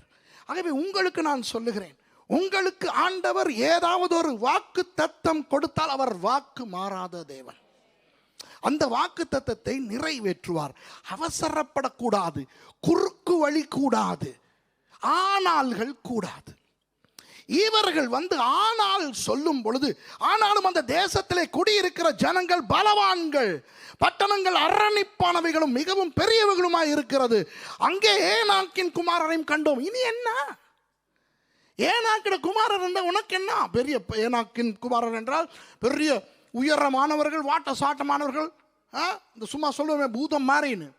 இந்த ரெஸ்லர் ஒருத்தன் தான் அண்ட்ரே த ஜாயண்ட், மார்க் ஹென்ரி. நான் அந்த மாதிரி ரெஸ்லிங் பார்த்தா தான் என்னுடைய பிரசங்கம் விளங்கும். அமலேக்கியர் தென்புறமான தேசத்தில் குடியிருக்காங்க. யார் அமலேக்கியர்கள்? நம்மை அடிக்க வந்த முதல் எதிரிகள். பார்த்தீங்களா எப்படி? இப்போ இதெல்லாம் ஜனங்கள் கேட்டுக்கொண்டிருக்கிறார்கள். அப்போ பாருங்கள் 30வது வசனம் வாசிங்க. 30வது வசனம். அப்பொழுது காலேப் மோசேக்கு பிரதியுத்தரமாக, இல்லை 30வது வசனம். அப்பொழுது காலேப் மோசேக்கு முன்பாக, அப்பொழுது காலேப் மோசேக்கு முன்பாக ஜனங்களை அமர்த்தி, நாம் உடனே போய் அதை சுதந்தரித்துக் கொள்வோம், நாம் அதை எளிதாய் ஜெயித்து கொள்ளலாம் என்றான். அதாவது காலேப் பார்த்தார் விஷயம் சரியில்லாமல் போகிறது. போனது 12 பேர், 10 பேர் மாறி மாறி மாறி மாறி எதிர்மறையாய் சொல்லுகிறார்கள். ஐயோ அங்க இப்படி இப்படி இருந்தது, மற்ற அந்த பில்டிங் எல்லாம் பெரிய அரணிப்பான கட்டடங்கள், மற்ற கொஞ்சம் ஒரு ஏனாக்கின் புத்திரர்களை கண்டோம். என்ன நாக்கு? ஏனாக்கு. பி நாக்கு சி நாக்கு இல்லை, ஏனாக்கு. ஐயோ 10 பேர் மாறி மாறி சொல்றதை பார்க்கும்போது காலேபுக்கும் யோசுவாவுக்கும் ஆவி ஆத்துமா சர்ரம் இடம் மாறுகிறது. நல்ல கவனிங்க, எல்லாம் பிரபுக்கள்னால தான். இது மாத்திரம் சாதாரணர்களாக இருந்திருந்தால் காலேப் கடித்தே குதறி இருப்பார் அவர்களை. காலேப் என்றால் என்ன? நாய். காலேப்ங்கிற சொல் அர்த்தம் என்ன? நாய். கடிச்சு இருப்பார். ஜனங்கள் அமர்த்து கொஞ்சம் இருங்க இருங்க இருங்க எல்லாம் ஷட் அப். ஐயோ மோசே, இவங்க கதையெல்லாம் வேணாம், வாங்க வாங்க டக்குன்னு போய் தேசத்தை பிடித்துக் கொள்வோம் என்று அவர் சொல்லுகிறார். 31வது வசனம். அவனோ கூட போய் வந்த மனிதரோ, நாம் போய் அந்த ஜனங்களோட எதிர்த்து நிற்க நம்மாலே கூடாது, அவர்கள் நம்மை பார்க்கிலும் பலவான்கள் என்றார்கள். பாருங்கள், இதுதான் ஐயா உண்மையான ஒரு யதார்த்தம். இதுதான் பெரும்பான்மை. எங்கு பார்த்தாலும் எதிர்மறையாய்த்தான் இருக்கும். இந்த உலகமே அப்படிதான். விளங்குதா உங்களுக்கு? நீங்கள் அரசியலை எடுங்கள், வியாபாரத்தை எடுங்கள், ஊழியத்தை எடுங்கள், பெரும்பான்மை என்ன சொல்லுகிறது என்று பாருங்கள். பெரும்பான்மை எப்போ பார்த்தாலும் எதிர்மறையாய்த்தான் பேசும். ஆமாவா இல்லையா? சும்மா உலகத்தை பாருங்க. ஆண் ஆண் திருமணம் செய்வது, பெண் பெண் திருமணம் செய்வது. பரவாயில்லையா, பரவாய் இருக்கிறதா, கையை தூக்குங்கள் என்று சொன்னால் பெரும்பான்மை எதற்கு தூக்குகிறது? பரவாயில்லை என்று தூக்குகிறது இல்லையா? ஏதாவது ஒரு அசிங்கம், ஒரு அசுத்தம் கருக்கொலை, கருச்சிதைவு, யுத்தம், அசுத்தம். அப்போ இந்த பெரும்பான்மை என்பது அதிகமானவர்கள் எங்கு பார்த்தாலும் எதிர்மறையாய்த்தான் செயல்படுகிறார்கள். இது உலக நியதி மாதிரி. அப்போ இது தானே ஜனநாயகம்? ஆமாவா இல்லையா? இது ஜனநாயகமா இல்லையா? ஜனநாயகம் என்பது ஒரு நல்ல சொல் போல இருக்கிறது நல்லதல்ல. Democracy democracy is not a good way. விளங்குதா உங்களுக்கு? Morals are not mores. அப்போ சபைக்குள்ளேயும் அது வருகிறது. இன்றைக்கு அநேக சபைகளிலே ஊழியக்காரர்களை தீர்மானிப்பது பெரும்பான்மை. ஆமாவா இல்லையா? செலவுகளை தீர்மானிப்பது பெரும்பான்மை, தீர்மானங்களை எடுப்பது பெரும்பான்மை. இதுக்கு ஏஜிஎம் எல்லாம் வச்சிருக்கேன். ஒரு தேசத்தில் இப்போ நீங்கள் பொதுக்கூட்டம் என்று வைக்கிறீர்கள் அல்லவா? நான் அதற்கு எதிரானவன் அல்ல.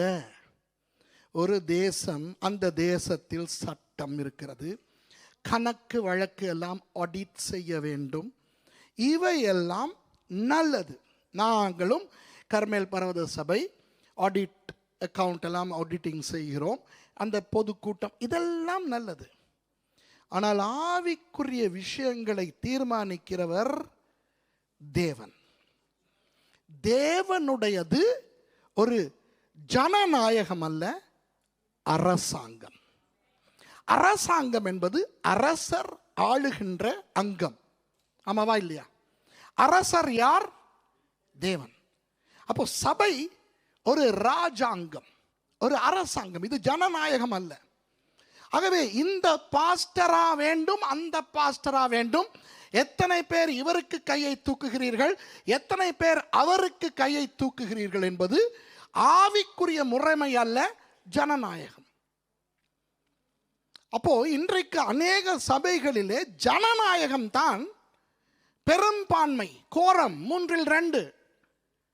இப்படித்தான் இன்றைக்கு கிறிஸ்தவம் விழுந்து போவதற்கு காரணம். அப்போ 12 பேர் போய் வந்திருக்கிறார்கள், 10 பேர் எதிர்மறையாய் பேசுகிறார்கள், 2 பேர் நேர்மறையாய் பேசுகிறார்கள். அப்போ என்ன நடக்கும்? மக்கள் யார் சொல்வதை கேட்க போகிறார்கள்? சத்தம், யாருடைய சத்தம் அதிகமாக இருக்கிறதோ அதைத்தானே கேட்பார்கள். 2 பேரை ஒரு பக்கம் நிறுத்தி அடுத்த பக்கம் 10 பேரை நிறுத்தி கத்த சொன்னால் யாருடைய சத்தம் அதிகமாக கேட்கும்? அந்த 10 பேருடைய சத்தம். கடைசியிலே 14வது அதிகாரம் 1வது வசனத்தை பாருங்க.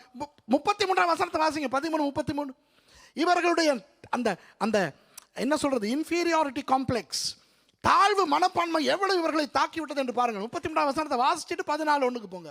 அங்கே ராட்சத பிறவியான ஏனாக்கின் குமாரராகிய ராட்சதரையும் கண்டோம். நாங்கள் எங்கள் பார்வைக்கு வெட்டுக்கிளிகளைப் போல் இருந்தோம், அவர்கள் பார்வைக்கும் அப்படியே இருந்தோம் என்று சொல்லி, இப்படி இஸ்ரவேல் புத்திரருக்குள்ளே தாங்கள் சுற்றி பார்த்து வந்த தேசத்தை குறித்து துட்செய்தி பரம்ப செய்தார்கள். அப்பொழுது சபையார் எல்லாரும் கூக்குரலிட்டு புலம்பினார்கள். ஜனங்கள் அன்று இரா முழுவதும் அழுது கொண்டிருந்தார்கள். பார்த்தீர்களா? இதுதான் அந்த 10 பேரால் நடந்தது. இந்த 10 பேரும் பயங்கரமான எதிர்மறையாளர்கள். அவர்கள் கேவலமான முறையிலே ஜனங்களை மோசம் போக்கி சந்தோஷமாய் ஆர்ப்பரிக்க வேண்டிய ஜனங்கள் இப்பொழுது கூக்குரலிட்டு முறையிடுகிற ஒரு நிலைக்கு தள்ளப்படுகிறார்கள். புரிகிறதா உங்களுக்கு? இதற்கு காரணம் என்ன? பெரும்பான்மையினருடைய கருத்து கணிப்பு. தயவு செய்து ஆண்டவர் உங்களுக்கு எதையாவது சொன்னால் அதை போய் கண்டவர்களிடமும் கேட்டு ஆலோசனை கேட்காதீர்கள். ஆண்டவர் உங்களை ஊழியத்துக்கு அழைத்தால் அதை போய் உங்கள் சொந்தக்காரர்களோடு பேசி, நண்பர்களோடு பேசி, ஆண்டவர் என்னை ஊழியத்துக்கு அழைக்கிறார், போகவா வேண்டாமா, கருத்து கணிப்பு வேண்டாம். அதிகமான பேர் எதிர்மறையாய்த்தான் பேசுவார்கள். இது ஊழியத்திலே மாத்திரமல்ல, சும்மா உலக ரீதியாக கூட, நீங்கள் உலக பிரகாரமாக கூட நீங்கள் கருத்து கணிப்பு செய்தால் எதிர்மறை தான் வெல்லும். புரிகிறதா? கர்த்தர் கர்த்தர் உங்களுக்கு வாக்கு கொடுத்தால் அதை நிறைவேற்றுவாரா இல்லையா என்று போய் நீங்கள் கேட்க வேண்டாம். ஒன்றை சொல்லுகிறேன், கிறிஸ்தவர்களுக்கு ஒன்றை சொல்லுகிறேன். கர்த்தர் உங்களுக்கு உங்கள் ஊழியக்காரர் மூலம் ஒன்றை சொல்லிவிட்டால் அதை போய் கண்ட என்னை போல வந்து போகிற ஊழியக்காரர்களிடம் டபுள் கன்ஃபர்மேஷன் எடுக்க கேட்டுக்கொண்டு தெரிய வேண்டாம். விளங்குதா? இன்றைக்கு இருக்கிற பிரச்சனை என்னவென்றால், இந்தியாவில் இருக்கிற ஊழியக்காரரோடு பேசுவது, பாஸ்டர் இப்படி இப்படி இப்படி ஆண்டவர் எனக்கு சொன்னதாக எங்கள் பாஸ்டர் சொல்லுகிறார், ஆலோசனை கேட்கிறார்கள். இந்தியாவில் இருக்கிற பாஸ்டருக்கு இலங்கையில் இருக்கிற பாஸ்டருக்கு உங்கள் நிலைமை எப்படி தெரியும்? ஏன் உங்களுக்கு ஆண்டவர் மேய்ப்பன் கொடுத்தில்லையா? நிறைய பேரிடம் கேட்பது, 10 பேரிடம் கேட்பது, 8 பேர் வேண்டாம் என்பார்கள். என்ன செய்ய போகிறீர்கள்? கவனம். கர்த்தர் வாக்கு மாறாதவர். கர்த்தர் சொன்னால் அவர் அதை நிச்சயம் செய்வார். நானும் மட்டையன் மாதிரி 96ஆம் ஆண்டில் ஒரு முட்டாளை போல நான் என் வீட்டாருக்கு சொன்னேன், ஆண்டவர் சொல்லுகிறார் வெளிநாட்டு பணம் கேட்க வேண்டாமாம். எல்லாரும் கிண்டுனாங்க என்ன. எப்படி பைபிள் காலேஜ் தொடங்க போறீரு, வெளிநாட்டுக்காரன் பணம் எடுக்காம இருக்க போறீரா? பாப்போம் எவ்வளவு காலம் பண்ணுவீர். 29 வருடங்கள் ஆகிவிட்டன. இன்று ஜெயித்து நிற்பது யார்? கர்த்தர். ஆமென்.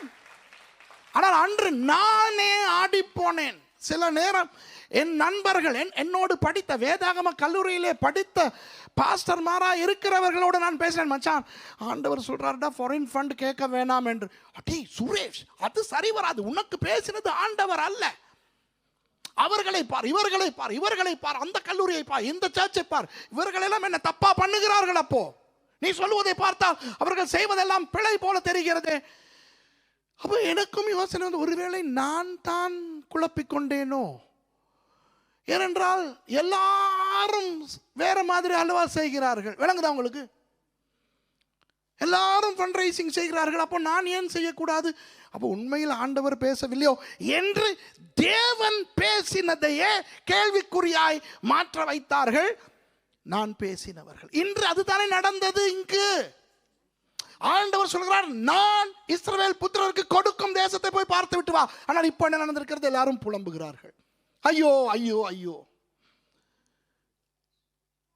உங்களுக்கு தெரியுமா, இவர்கள் வேறொரு தலைவனை நியமித்து தங்களை மறுபடி எகிப்துக்கு கொண்டு போக இவர்கள் தீர்மானித்தார்கள். ஆண்டவருக்கு எந்த அளவுக்கு கோபம் வந்தது என்றால், இவர்கள் 40 நாட்கள் சுற்றி பார்த்தார்களா? நான் சொன்னேன், ஞாபகம் வைத்துக் கொள்ளுங்கள் என்று. அந்த 40 நாட்களுக்கு சரிவர 40 ஆண்டுகள் இவர்களை அலைய விட்டார். கடைசியில் இந்த 2 பேர் மாத்திரம், யார்? யோசுவா, காலேப். இந்த 2 பேர் மாத்திரம் தேசத்துக்குள்ளே வர வைத்தார். நான் அந்த 2 பேரையும் குறித்து, அதில் விசேஷமாக காலேபை குறித்து நாளைக்கு நான் பயங்கரமான சில ரகசியங்களை உங்களுக்கு சொல்லிக் கொடுக்க போகிறேன். யார் காலேப்? அவருடைய பேர் நாய். அவருடைய பேரின் அர்த்தம் என்ன? நாய். நாய் என்று அவருக்கு ஏன் பெயர் வந்தது? அவர் எப்புன்னேயின் குமாரன். யார் அந்த எப்புன்னே? கேனேசியர்கள். யார் அந்த கேனேசியர்கள்? காலேபுக்கும் யோசுவாவுக்கும் இருந்த நட்பு என்ன? ஒருவர் நாய், மற்றவர் பாம்பின் குமாரன். அதில் ஏதாவது இருக்குமோ? ஒருவர் எப்ராயிம் கோத்திரத்தின் பிரபு, மற்றவர் யூதா கோத்திரத்தின் பிரபு. அதற்கும் சாலமோனுக்கு பிறகு தேசம் 2ஆய் பிரிந்ததுக்கும் ஏதாவது தொடர்பு இருக்குமா? விளங்குதா? வடக்கு ராஜ்யம் சாலமோனுக்கு பிறகு பிரிந்த பொழுது முதலாவது மன்னனாய் வந்தவனுடைய பெயர் யெரொபெயாம்.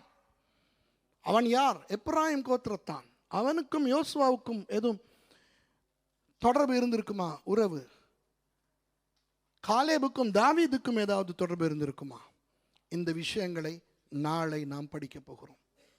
ஆயத்தமா? ஆயத்தமாகி வாருங்கள். நாளைக்கு அருமையான புதுமையான சில காரியங்களை நாம் படிக்க போகிறோம். எழுந்திருந்து ஜெபித்து நிறைவு செய்வோம்.